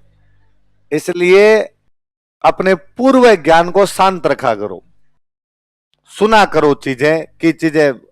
एक दिलीप सर हमेशा एक कहानी सुनाते रहते हैं कि एक संगीतकार था, उसके पास में एक बंदा गया. उस बंदे ने जाके कहा कि सर मुझे म्यूजिक सिखा दो. और मुझे सर म्यूजिक में कुछ भी नहीं आता सर. तो सर ने कहा 2,500 रुपए फीस लगेगी, कल शाम को 5 से 6 आ जाना और मैं तेरे को 3 महीने में म्यूजिक सिखा दूं. एक और दूसरा मेरे जैसा 1.5 होशियार गया और उसने जाके कहा कि सर मुझे म्यूजिक सीखना है और मुझे काफी तो आता है सर, ये आता है, ये आता है, ये आता है, इतना तो आता है और थोड़ा सर आप सिखा दो. तो सर ने कहा 5,000 रुपए फीस लगेगी, 5 से 6 आ जाना और मैं तेरे को 3 महीने में म्यूजिक. तो सर उसको कुछ नहीं आता था, उसको तो 2,500 में, और मेरे को तो थोड़ा आता है तो मेरे से 5,000. तो सर ने कहा कि पहले तेरे को जो आता है इसको मिटाना पड़ेगा, फिर सिखाया जाएगा. उसको कुछ नहीं आता, उसको सिखाना बेहद सरल है. इसलिए अपने पूर्व ज्ञान को थोड़ा दबा के रखा करें. मुझे पता है ये लाइन, मैं जानता हूं कि आपको ज्यादातर लोगों को पता है कि इसको 2.5 दिन का झोंपड़ा बोलते हैं, पर मेरा ये कर्तव्य है कि मैं आपको बताऊं कि ये मस्जिद है. कि क्वेश्चन कभी ये आएगा कि संस्कृत पाठशाला को तोड़कर क्या बना दी गई थी, वहां 2.5 दिन का झोंपड़ा दूर दूर तक ही नहीं होगा. और बाद में आपको लगेगा मंगता सारी बात बता गया, ओरिजिनल बात तो बताई नहीं. इधर उधर अटक उटक की बातें करता रहता आधे आधे घंटे तक बैठ के. शोएब अख्तर की वीडियो सुनाता था हमको, असली बात नहीं बता गया. म्यूजिक है, वो मस्जिद है. म्यूजिक वाली बात सिखानी थी, वैसे मस्जिद वाली बात नहीं सिखा के गया. तो सुना कीजिए. फिर मैं हमेशा और कहता हूं कि स्टूडेंट को बीच बीच में से कुछ बातें आती है. 1 से लेके 100 तक की गिनती है. 1 से लेके स्टूडेंट को 18 आता है, 28 आता है, 42 आता है, 63 आता है, 78 आता है, 97 आता है, और उसको कुछ ही नहीं आते, पर यह आता है. स्टूडेंट इस में रहता है पूरा कि 18 कब आए, और जब 18 आए तब मैं मेरा ज्ञान झाड़ूंगा. इस चक्कर में 1 से 17 की गिनती पे कोई भी ध्यान है. उसकी यह है कि सर 15 से 18 क्यों नहीं कूद जाते आप, क्या करोगे 16-17 में, कुछ ही नहीं रखा हुआ है, आप 18 पे आओ सर, मैं बताता हूं. फिर 18 में अपने ज्ञान का प्रदर्शन करता है, फिर 28 पे करता है, फिर 42 पे करता है, पर फिर उसको इतना ही आता है. इसलिए कोरे कागज पर लिखना सरल होता है, जिस पेज पर पहले से लिखा हुआ होता है उस पर लिखना. इसलिए बातों को सुना कीजिए, बहुत ढंग से सुना कीजिए. इस दुनिया में सबसे टफ काम है श्रोता बनना. सबसे टफ काम क्या है? ये मेरी जैसी बकवास कोई कर ले, कोई दत्त चित्त होके सुने, वो लोग नहीं है दुनिया में. कान खुले रखा कीजिए. इसलिए भगवान ने मुंह 1 दिया, कान 2 दिए. बोलो कम, सुनो. आई बात समझ में? तो संस्कृत पाठशाला को तोड़ के क्या बनाई? कुतुबुद्दीन ऐबक 2.5 दिन का झोंपड़ा नहीं बना के गया, वो मस्जिद बना के गया था, नाम पड़ गया बाद में. आई बात समझ में? उसने एक मस्जिद बनवाई, उसके पास पीर पंजाब सा का उर्स लगने लग गया, इसलिए हम उसको क्या बोलने लग गए. आगे ना बात समझ में? पहले बड़ी बात है. तो ध्यान रखा करो थोड़ी चीजें। अच्छा, एक बहुत साल बाद में विग्रह चतुर्थ हो गया, 1153 से 63 के बीच में होके मर गया। इसके बहुत साल बाद में, 400-500 साल बाद में, एक राइटर होता है नरपति नल है। राइटर कौन होता है? क्या नाम है राइटर का? नरपति नल है नाम करके। फिर मेरी बात पे गौर करना, इसके टाइम में नहीं हुआ, इसके बहुत साल, और इसने इस पे एक बुक लिखी जिस बुक का नाम है बिसल देव रासो। क्या नाम है? अच्छा, इससे पहले मैं थोड़ी सी एक बात और बताऊं। ये जो अपना विग्रह चतुर्थ है, इस विग्रह चतुर्थ की 2-3 उपाधियां थी। एक उपाधि का नाम इसके बिसल देव है। उपाधि का नाम क्या? क्योंकि इसने बिसलपुर बसाया, बिसलपुर बसाया, इसलिए उपाधि क्या हो गई? इसके दरबार में खूब सारे कवि रहते थे, इसलिए कि उसकी उपाधि है कवि बंधु। क्या उपाधि है? और यह उपाधि उसी किताब में, जिस किताब में वेरी घट है, पृथ्वीराज विजय के अंदर लिखा हुआ है कि जिस दिन विग्रह चतुर्थ मर गया था, उस दिन कवि बंधु नाम की उपाधि का कोई मतलब नहीं रहा। अब कवियों का बंधु मर चुका था, अब कवियों को अपने दरबार में रखने वाला आदमी मर चुका था। तो फ्रेंड ऑफ पोइट्स क्या कहते हैं इसको? लिखो, पहले ये लिखो, बाद वो बात बाद में बताता हूं। लिखो उपाधियां, टाइटल्स, उपाधियां, टाइटल्स।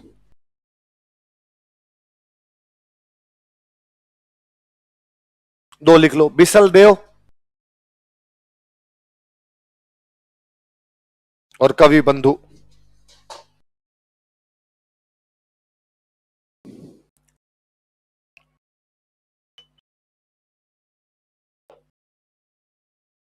एक और सुनो, एक यूरोपियन विद्वान वे जिनका नाम है किलहॉर्न।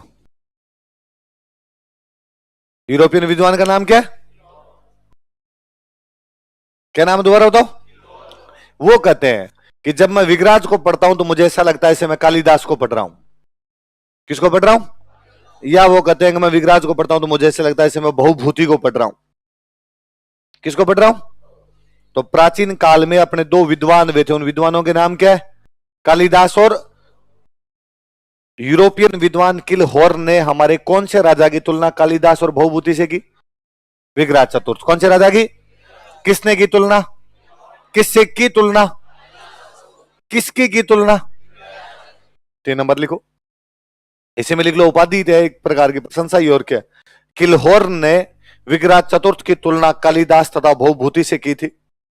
किलहॉर्न कंपेयर्ड विग्राज फोर्थ तो कालिदास एंड बहुभूति। कालिदास और बहुभूति एंशिएंट पढ़ोगे तब वो ढंग से पढ़ोगे आप।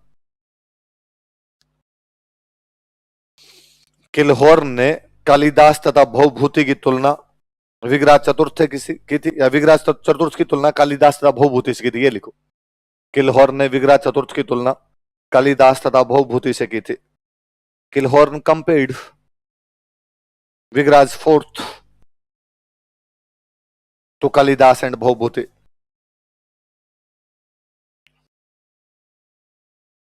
कालिदास एंड बहुभूति, ठीक है।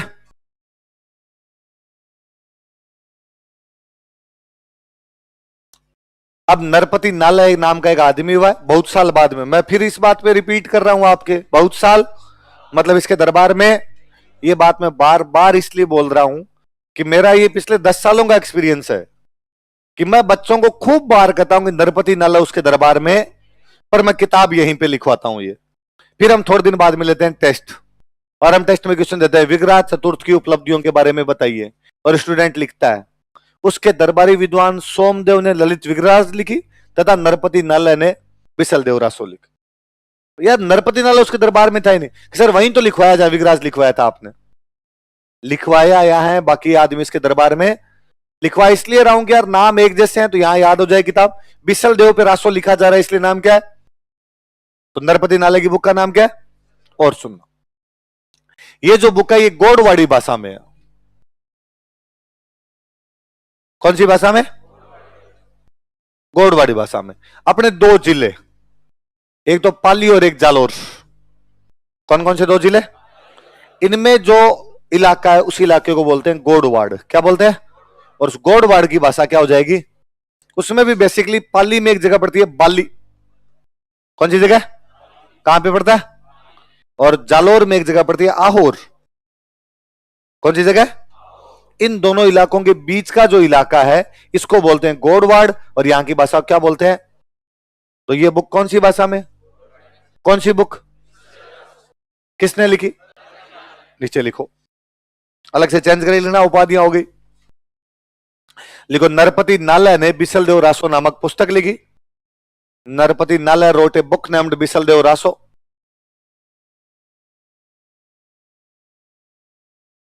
नरपति नालय ने बिसलदेव रासो नामक पुस्तक लिखी। Narpati Nalha wrote a book named Bisaldev Raso.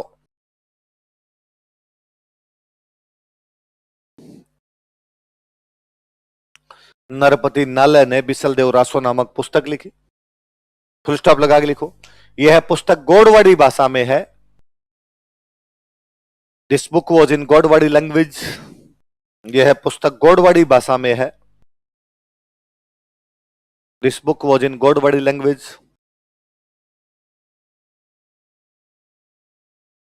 आगे लिखो, यह भाषा बाली से लेकर आहोर तक बोली जाती है। बाली के क्वेश्चन में लिखना पाली, आहोर के क्वेश्चन में लिखोगे Jalore.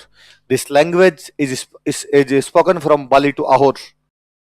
This language is spoken from Bali to Ahore. यह भाषा बाली से लेकर आहोर तक बोली जाती है। बाली से लेकर आहोर। बाली कहां पर पड़े? पाली। आहोर कहां पे पड़े? जालोर। कौन सी भाषा बोलते हैं? गोडवाड़ी। कौन सी बुक है? बिसलदेव रासो। किसने लिखी थी? नरपति नालय। किसके दरबार में था? नहीं था दरबार में। बॉक्स में बंद करो इस बात को, ये अलग से दिखना चाहिए आपको ना।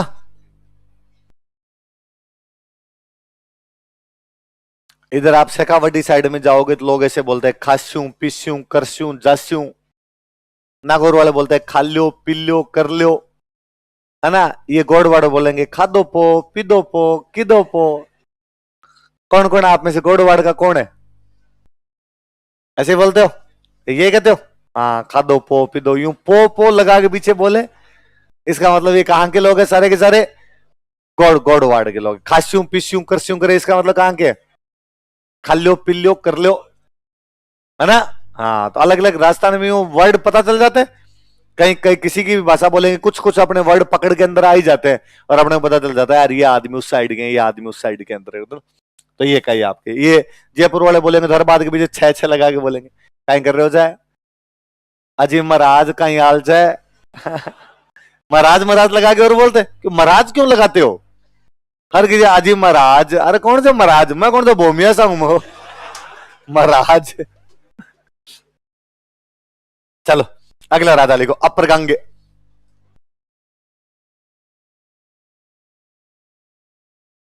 नाम कितना प्यारा यार, अपर गंगे।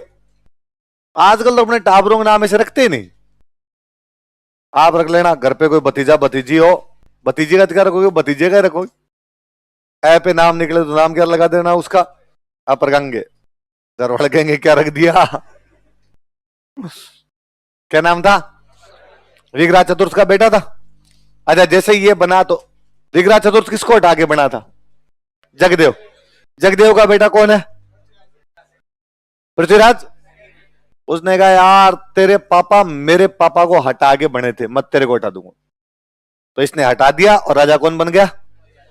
लिखो, यह विग्रह चतुर्थ का बेटा था। दो बातें लिख लेते हैं अब। यह विग्रह चतुर्थ का बेटा था। He was son of Vigraharaj fourth.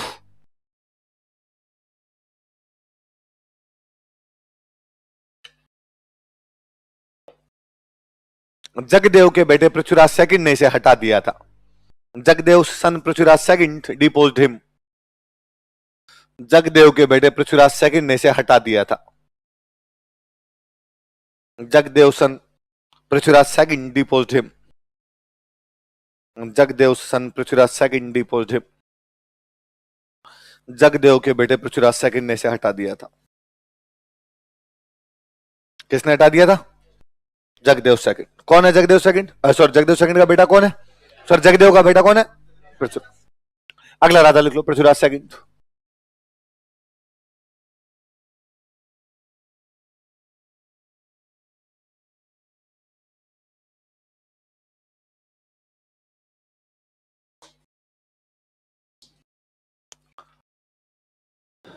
एक अभिलेख पढ़ रहे थे हम जिसमें चौहानों को चंद्रवंशी बताया हुआ,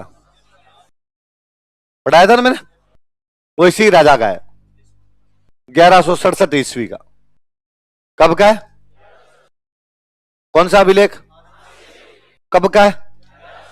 कौन से राजा का? और ये इसके अंदर कहता है कि हांसी में हमने किला बनवाया। हांसी में क्या बनवाया? किले का निर्माण करवाया। और हांसी की रक्षा आज के बाद मेरे मामा जी करेंगे, और मामा जी का नाम है गोहिल किलहण।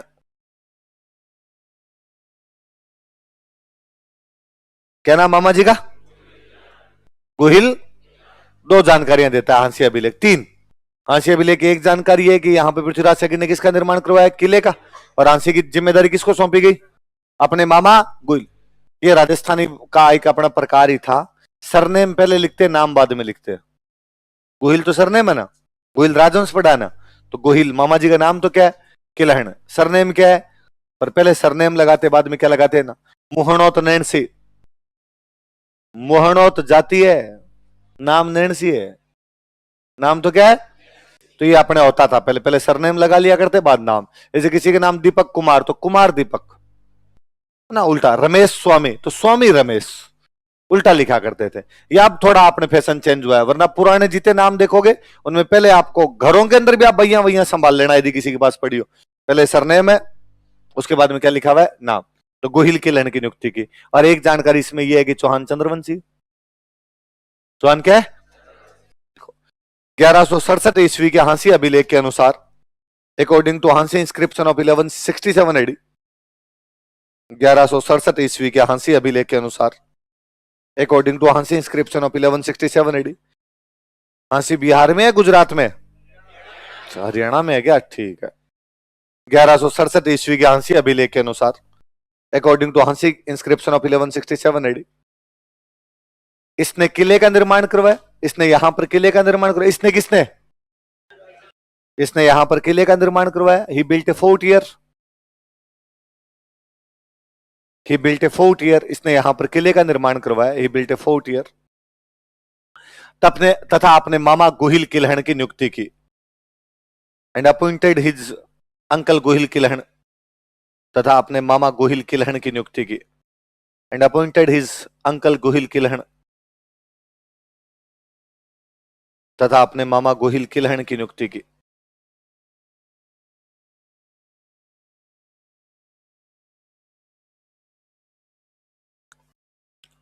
एक अभिलेख और मिला है, भीलवाड़ा में गांव पड़ता है धोड़।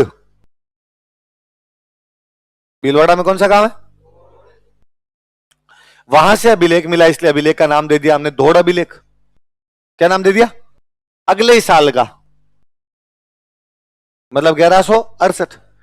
एक शिवजी के मंदिर से मिला अभिलेख, पर उस शिवजी के मंदिर को बोलते हैं रूठी रानी मंदिर। क्या बोलते हैं?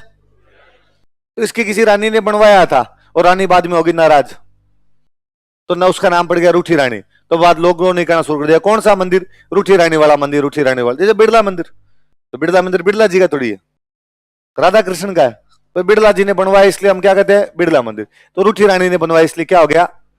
पहले राजी थी, तब बनवा दिया, बाद नाराज हो गई, तो लोगों ने क्या करना शुरू कर दिया? उसको रूठी रानी का मंदिर। बाकायदा उस रानी का नाम है इसके अंदर, सुहाव देवी। क्या नाम है?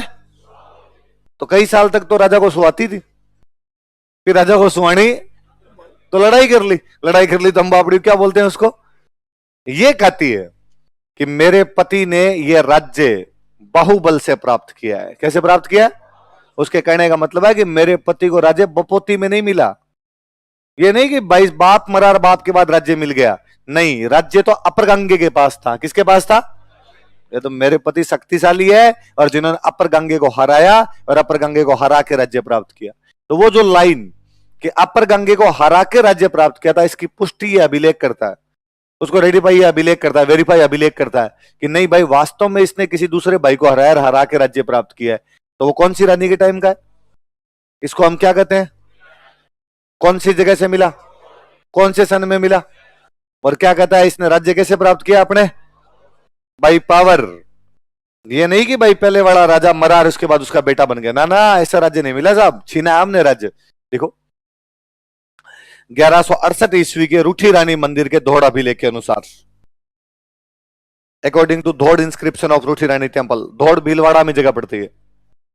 1168 ईस्वी के रूठी रानी मंदिर के धोड़ अभिलेख के अनुसार, अकॉर्डिंग टू धोड़ इंस्क्रिप्शन ऑफ रूठी रानी टेम्पल, 1168 ईस्वी के रूठी रानी मंदिर के धोड़ अभिलेख के अनुसार, अकॉर्डिंग टू धोड़ इंस्क्रिप्शन ऑफ रूठी रानी टेम्पल,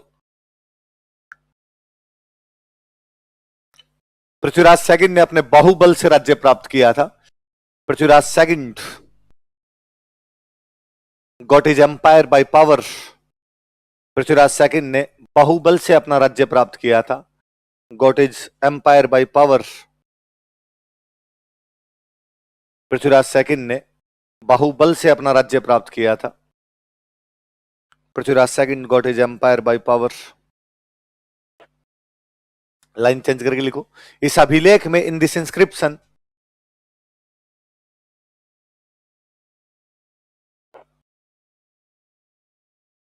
सुहाव देवी नामक रानी का नाम मिलता है। सुहाव देवी नामक रानी का नाम मिलता है। A queen named Suhav Devi is mentioned. Suhav Devi नामक रानी का नाम मिलता है। कौन सी रानी की जानकारी मिलती है? कौन से अभिलेख में? तो पता चलता भाई ये रानी रही होगी, ये मंदिर बनवा के गई होगी, नाराज हो गई होगी, इस लोगों ने क्या बोलना शुरू कर दिया, रूठी रानी बड़े मंदिर। अच्छा, इस रानी के नाम पर, रानी का नाम क्या है? इस पृथ्वीराज सेकंड ने भीलवाड़ा में एक जगह और पड़ती है, मैनाल। कौन सी जगह है? और वहां पर शिव जी के बहुत प्यारे मंदिर बनवाए थे, सुहेश्वर। कौन सा मंदिर बनाया? क्योंकि रानी का नाम क्या है, तो इसने कहा मंदिर का नाम क्या होगा? लाइन चेंज करके लिखो। अभिलेख खत्म हो गया, लाइन चेंज करके लिखो। इसने मैनाल में सुहेश्वर मंदिर का निर्माण किया। इसने किसने? पृथ्वीराज सेकंड ने। इसने मैनाल, मैनाल कहां पड़ता है?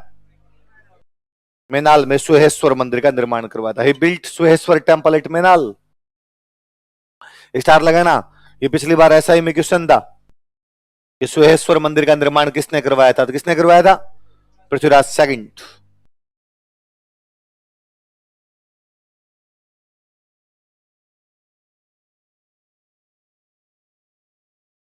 ठीक है, चलो अब अगला राजा लिखो, सोमेश्वर। देखो देखिए वो आपके नंबरिंग के नाम सही जा रहे हैं क्या? गलत तो नहीं लिख रहे कहीं अपने? राजा सही उतार रहे हैं? किसके बाद कौन, किसके बाद कौन, सारे सही हैं क्या?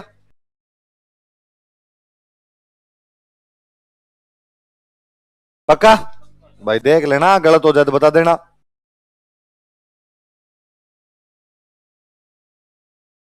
सोमेश्वर। अगला कौन आ गया? अब हुआ क्या देखो। जब जगदेव ने अरुणराज को मार दिया था, जगदेव किसको मार देता है? तो कांचन देवी जो कि अरुणराज की एक रानी है, वो अपने पीहर चली गई। पीहर कहां पे? गुजरात। और उसको लगा कि भाई इस बेटे ने बाप को मार दिया, तो अपने सौतेली मां है, अपने को तो पहले सलटाएगा। तो वो बेचारी अपने बेटे को लेके कहां पे चली गई? पीहर। बेटा कौन था? तो सोमेश्वर का पूरा बचपन गुजरात में बीता था। पूरा बचपन कहां बीता था? वो गुजरात में बड़ा हुआ था, गुजरात में उसका ब्याह हुआ था, वो गुजरात ही रहता था, ननियाल ही रहता था अपने। इधर पृथ्वीराज सेकंड मर गया, और पृथ्वीराज सेकंड के कोई बेटा। तो अजमेर वालों को लगा राजा किसको बनाए, अगला राजा किसको बनाया जाए? तो नागार्जुन बेटा है, विग्रह चतुर्थ वाला बेटा। अपर कांगे वो बेटा है, तो कहा ये तो बेलखने हैं, बलने दौरे इनको तो नहीं बनाएंगे। तो किसको बनाए? तो किसी ने कहा अरुणराज का एक बेटा अभी तक बेटा है ना, गुजरात है। जब अरुणराज के दो बेटे जगदेव और विग्रह चतुर्थ राजा बन सकते हैं, तो वो क्यों नहीं बन सकता? तो अजमेर वाले मंत्री गए गुजरात, और गुजरात जाके सोमेश्वर को कहा कि सोमेश्वर कब तक ननियाल में बैठे रहोगे? तुम अजमेर के राजकुमार हो। कहां के राजकुमार हो? और आगे चलकर तुम अब अजमेर के राजा बनो। तो गुजरात से लेके आए, और गुजरात से लाके किसको राजा बनाया? तो आपसे कोई पूछेगा कि अजमेर के कौन से एक चौहान राजा का बचपन गुजरात में बीता था? किसका बीता था? क्यों? ननियाल था। क्या था वहां पे?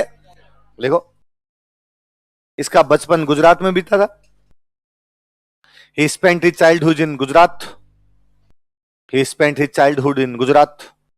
इसका बचपन गुजरात में बीता था। He spent his childhood in Gujarat. बचपन कहां बीता था? वो दो जयसिंह सिद्धराज और कुमारपाल चालुक्य, दो राजाएं थे इसके टाइम। कुमारपाल चालुक्य की कोंकण के राजा के साथ नहीं बनती। किसके साथ नहीं बनती? आप जब ज्योग्राफी और अच्छी सी पढ़ोगे तब पढ़ोगे।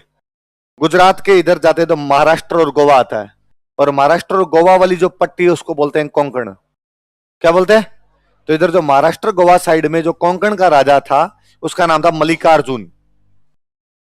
क्या नाम था? किस किस की नहीं बन रही आपस में? कुमारपाल कहां का राजा है और मल्लिकार्जुन कहां का राजा है, और इनकी आपस में नहीं बनती। तो इसने अपने भाणजे को कहा, भाई ये भाणजा ही लग गया ननियाल है तो इसका। भाणजे का जा भाणजे मल्लिकार्जुन को देख ले तू। सोमेश्वर गया, इसने मल्लिकार्जुन को मार दिया। तो कोई पूछेगा कि कोंकण के राजा मल्लिकार्जुन को युद्ध में हराने वाला चौहान कौन था? किसकी तरफ से लड़ने के लिए गया? देखो, इसने कुमारपाल चालुक्य के शत्रु कोंकण के राजा मल्लिकार्जुन को हराया था। He defeated Konkan's king Mallikarjun, enemy of Kumarpal Chalukya. इसने कुमारपाल चालुक्य के शत्रु कोंकण के राजा मल्लिकार्जुन को हराया था। He defeated Konkan's king Mallikarjun, enemy of Kumarpal Chalukya.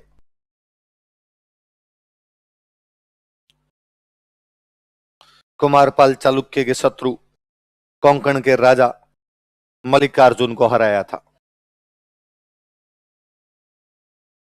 He defeated Konkan's king Mallikarjun, enemy of Kumarpal. चलो, ये बातें दूर दूर तक फैली। जब गुजरात वालों का भाणजा है, ना केवल कोंकण के राजा को हरा के बल्कि मार दिया। बड़ा शक्तिशाली आदमी यार। ये बातें पहुंची मध्य प्रदेश। कहां पहुंची? मध्य प्रदेश में एक राज्य था चेदी। कौन सा राज्य था? जबलपुर के आसपास वाला जो इलाका था इसको क्या बोला करते थे? या चेदी राज्य में एक वंश हुआ करता था कलचुरी। कौन सा वंश था? राज्य कौन सा? वंश कौन सा? कौन सा वंश है? और इस कलचुरी वंश का एक राजा, उसका नाम है अचल राज। क्या नाम है? और अचल राज की एक बेटी है, उसका नाम है कर्पूरी देवी। क्या नाम है? किसकी बेटी है? कहां का राजा है वो? कौन से वंश का है? अचल राज कलचुरी है, चेदी का राजा, और उसकी बेटी कौन है? कर्पूरी देवी। और उसे कर्पूरी देवी के लिए अच्छे राजकुमार की तलाश है। कोई सुंदर, अच्छा, योग्य, सर्वगुण संपन्न राजकुमार हो जिसके साथ वो अपनी राजकुमारी कर्पूरी देवी का विवाह कर सके। और इतने में अचल राज कलचुरी को समाचार मिलते हैं कि सोमेश्वर ने अभी नया नया फाउंडेशन बेच ज्वाइन किया है, और उसने कहा अब मैं जम के तैयारी करूंगा और आरएस के अंदर क्या करवाऊंगा? सिलेक्शन करवाऊंगा। और सब कुछ फेसबुक व्हाट्सएप सब डिलीट कर दिया उसने। सारा ध्यान केवल किस पे लगाता है? पढ़ाई पे लगाता है। उसको लगा लड़के का भविष्य उज्जवल है, और उसने अपनी राजकुमारी कर्पूरी देवी का विवाह किससे कर दिया? लिखो रानी कर्पूरी देवी। रानी लिख के बराबर लिख लो कर्पूरी देवी, फिर मैं बता दूंगा क्या लिखना है। रानी क्वीन कर्पूरी देवी। कलपुरी क्यों लिख रहा है? कर्पूरी ये कैसे लिखा हुआ? मैं कर्पूरी देवी बोल रहा हूं, तू लिख रहा है कलपुरी। रानियों के नाम भी तरह से ढंग से नहीं लिखे जा रहे। कहां खोया हुआ है? अपने वाले के दिमाग में सर यहां खुद की रानी की व्यवस्था करेंगे, लोगों की याद करते घूमे। कर्पूरी देवी, ठीक है। अब इसके कोष्टक में लिखो, कर्पूरी देवी कोष्टक में लिखो। चेदी के राजा अचल राज कलचुरी की पुत्री। चेदी के राजा अचल राज कलचुरी की पुत्री, daughter of Achal Raj Kalachuri of Chedi. Daughter of Achal Raj Kalachuri of चेदी। चेदी के राजा अचल राज कलचुरी की पुत्री।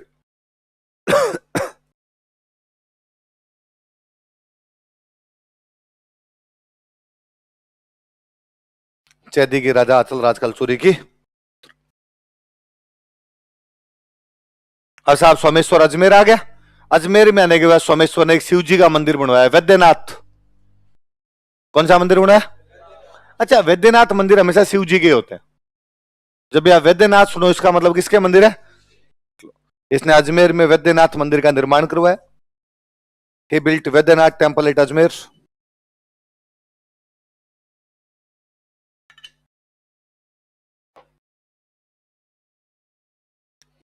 अजमेर में वैद्यनाथ मंदिर का निर्माण करवाया। He built Vaidyanath temple at Ajmer. पर इसमें ना मूर्तियां तीनों ही लगवाई थी उसने, ब्रह्मा विष्णु महेश। मुख्य मंदिर तो किसका है? शिव जी। साइड में एक तरफ छोटे से ब्रह्मा जी लगा दिए, छोटे से। तुम क्यों नाराज हो? तो कॉस्टम लिख लो ब्रह्मा विष्णु महेश, ताकि याद रहेगा इसमें मूर्तियां तीनों की है।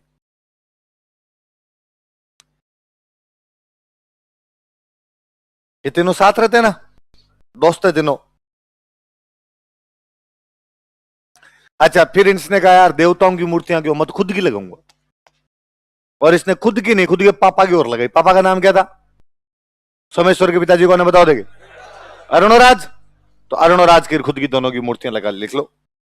इसने अजमेर में स्वयं तथा अपने पिता अरुणराज की मूर्तियां भी लगवाई थी। अजमेर में मंदिर में क्यों लगाएगा, देवता थोड़ी है। इसने अजमेर में स्वयं तथा अपने पिता अरुणराज की मूर्तियां भी लगवाई थी।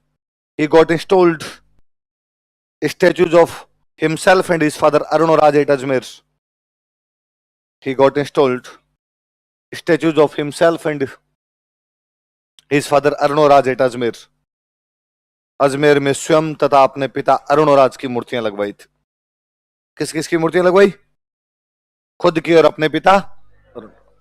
अगला राजा लिखो भाई, पृथ्वीराज थर्ड। कौन राजा है? ये वही पृथ्वीराज है जिसको आप पृथ्वीराज चौहान के नाम से जानते हैं, है ना। इतिहास का प्रसिद्ध पृथ्वीराज चौहान। चौहानों में कौन सा पृथ्वीराज था? तो कौन सा था, है ना। ये एक बार क्वेश्चन है आरएस का कि इतिहास का प्रसिद्ध पृथ्वीराज चौहान, चौहानों में कौन सा पृथ्वीराज था? First, second, third, fourth?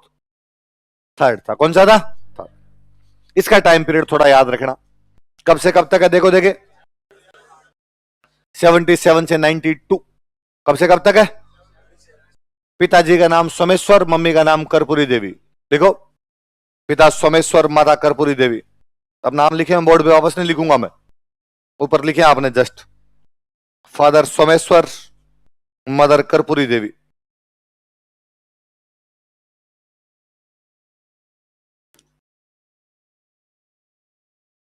ये वो छोटी उम्र में राजा बन गया, 11 साल का राजा बन गया था। किस साल का? बाप मरेगा तब राजा बनना पड़ेगा, तो बाप जल्दी मर गया तो राजा जल्दी बन गया, लिख लो। यह 11 वर्ष की उम्र में राजा बना था।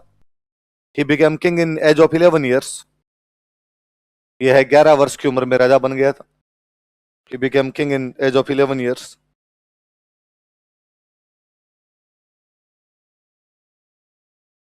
कितने वर्ष की उम्र में राजा बन गया था? 11 वर्ष की उम्र में राजा बना। अच्छा, जब भी राजा को छोटी उम्र में बन जाता ना, तो शासन संभालने के लिए कुछ ना कुछ लोग अपॉइंट किए जाते हैं। इसकी मम्मी संभालती। कौन संभालती थी? कि भाई गार्जियन बनाना पड़ेगा। गार्जियन समझते हो भाई, कोई ना कोई गार्जियन बनाना पड़ेगा। तो भाई इसकी मम्मी ने कहा मैं खुद संभाल लूंगी। तो इसकी जो सरंगसिका बनी थी, इसकी जो गार्जियन बनी थी, वो कौन थी? कर्पूरी देवी। लिखो सरंगसिका, गार्जियन बराबर कर्पूरी देवी। या पैटर्न लिख सकते हो, पैटर्न भी। सरंगसिका, गार्जियन लिखो या पैटर्न लिखो, कर्पूरी देवी। तो कोई पूछेगा भाई पृथ्वीराज चौहान के शुरुआती समय के अंदर शासन कौन संभालती थी? तो कौन संभालती थी? अब कर्पूरी देवी को भी अकेली तो महिला कैसे संभाल लेगी? तो कुछ अच्छे अच्छे सीनियर मंत्री थे।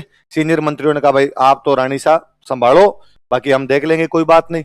गद्दी पे आप बैठ जाओ अपने बेटे को लेके, कामकाज तो हम देख ही रहे हैं। तो मुख्य प्रमुख मंत्री कौन कौन थे जो शासन देखा करते थे? लिखो प्रमुख मंत्री, प्रोमिनेंट मिनिस्टर्स।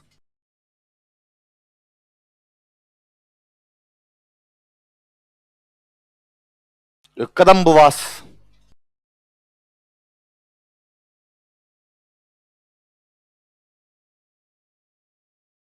भुवनमल,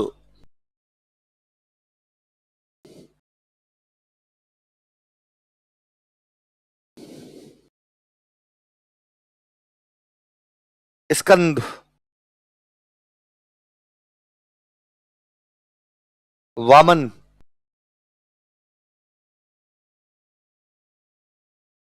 और सोड।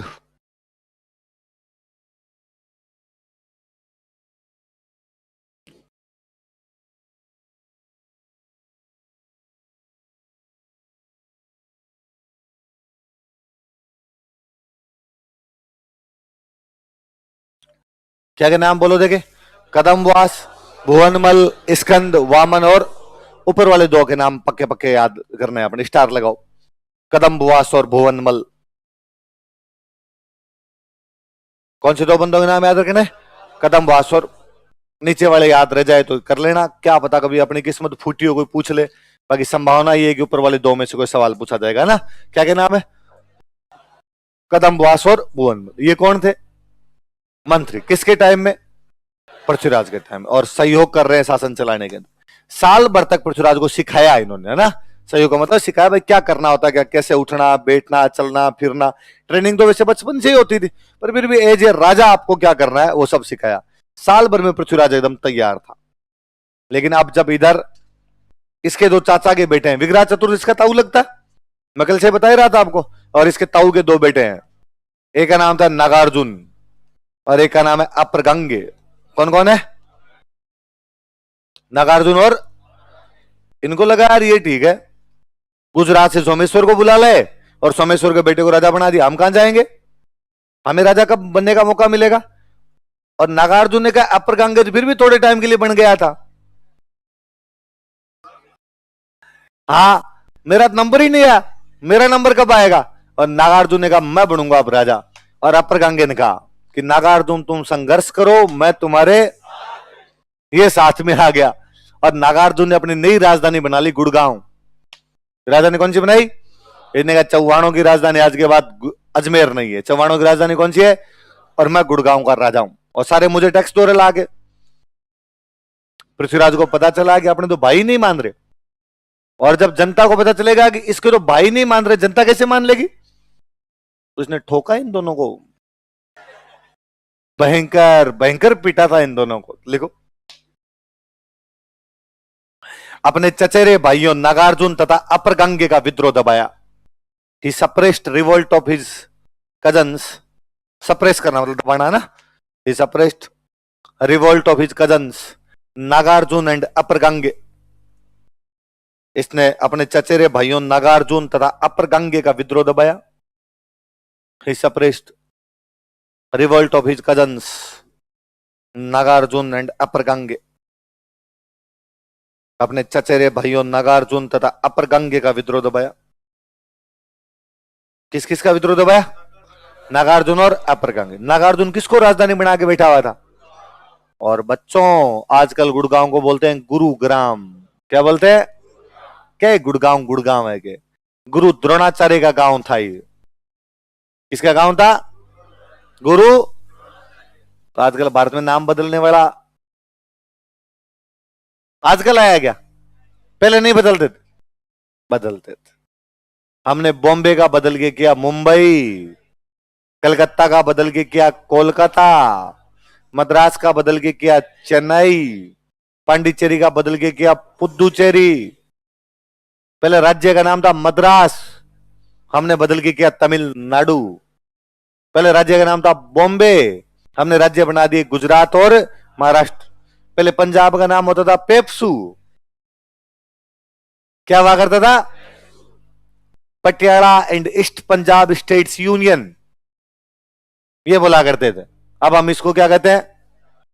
तो पहले नाम हुआ करता था उत्तरांचल, उत्तरा। तो हमने खूब सारे नाम बदले इससे, पर बाबे को बदनाम होना ही था।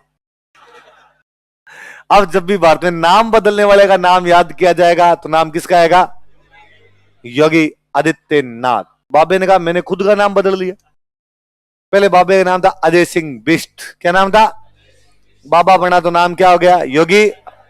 उसने कहा जब मेरा ही बदल गया तो अब मैं किसी का भी रहने, मैं सबके चेंज कर दूंगा। तो बाबा चलता ही चेंज करता रहता है बाद में किसी का भी नाम। तो वैसे वैसे भाई अब नाम है उसका गुरुग्राम। क्या नाम है? लिख लो। नागार्जुन ने गुरुग्राम को अपना मुख्य केंद्र बना लिया था। Nagarjun made Gurugram as his main centre. Nagarjun ने गुरुग्राम को अपना मुख्य केंद्र बना लिया था। Nagarjun made Gurugram as his main centre. Nagarjun ने गुरुग्राम को अपना मुख्य केंद्र बना लिया था। किसको बना लिया? गुरु। बाकी कल पढ़ेंगे, याद करके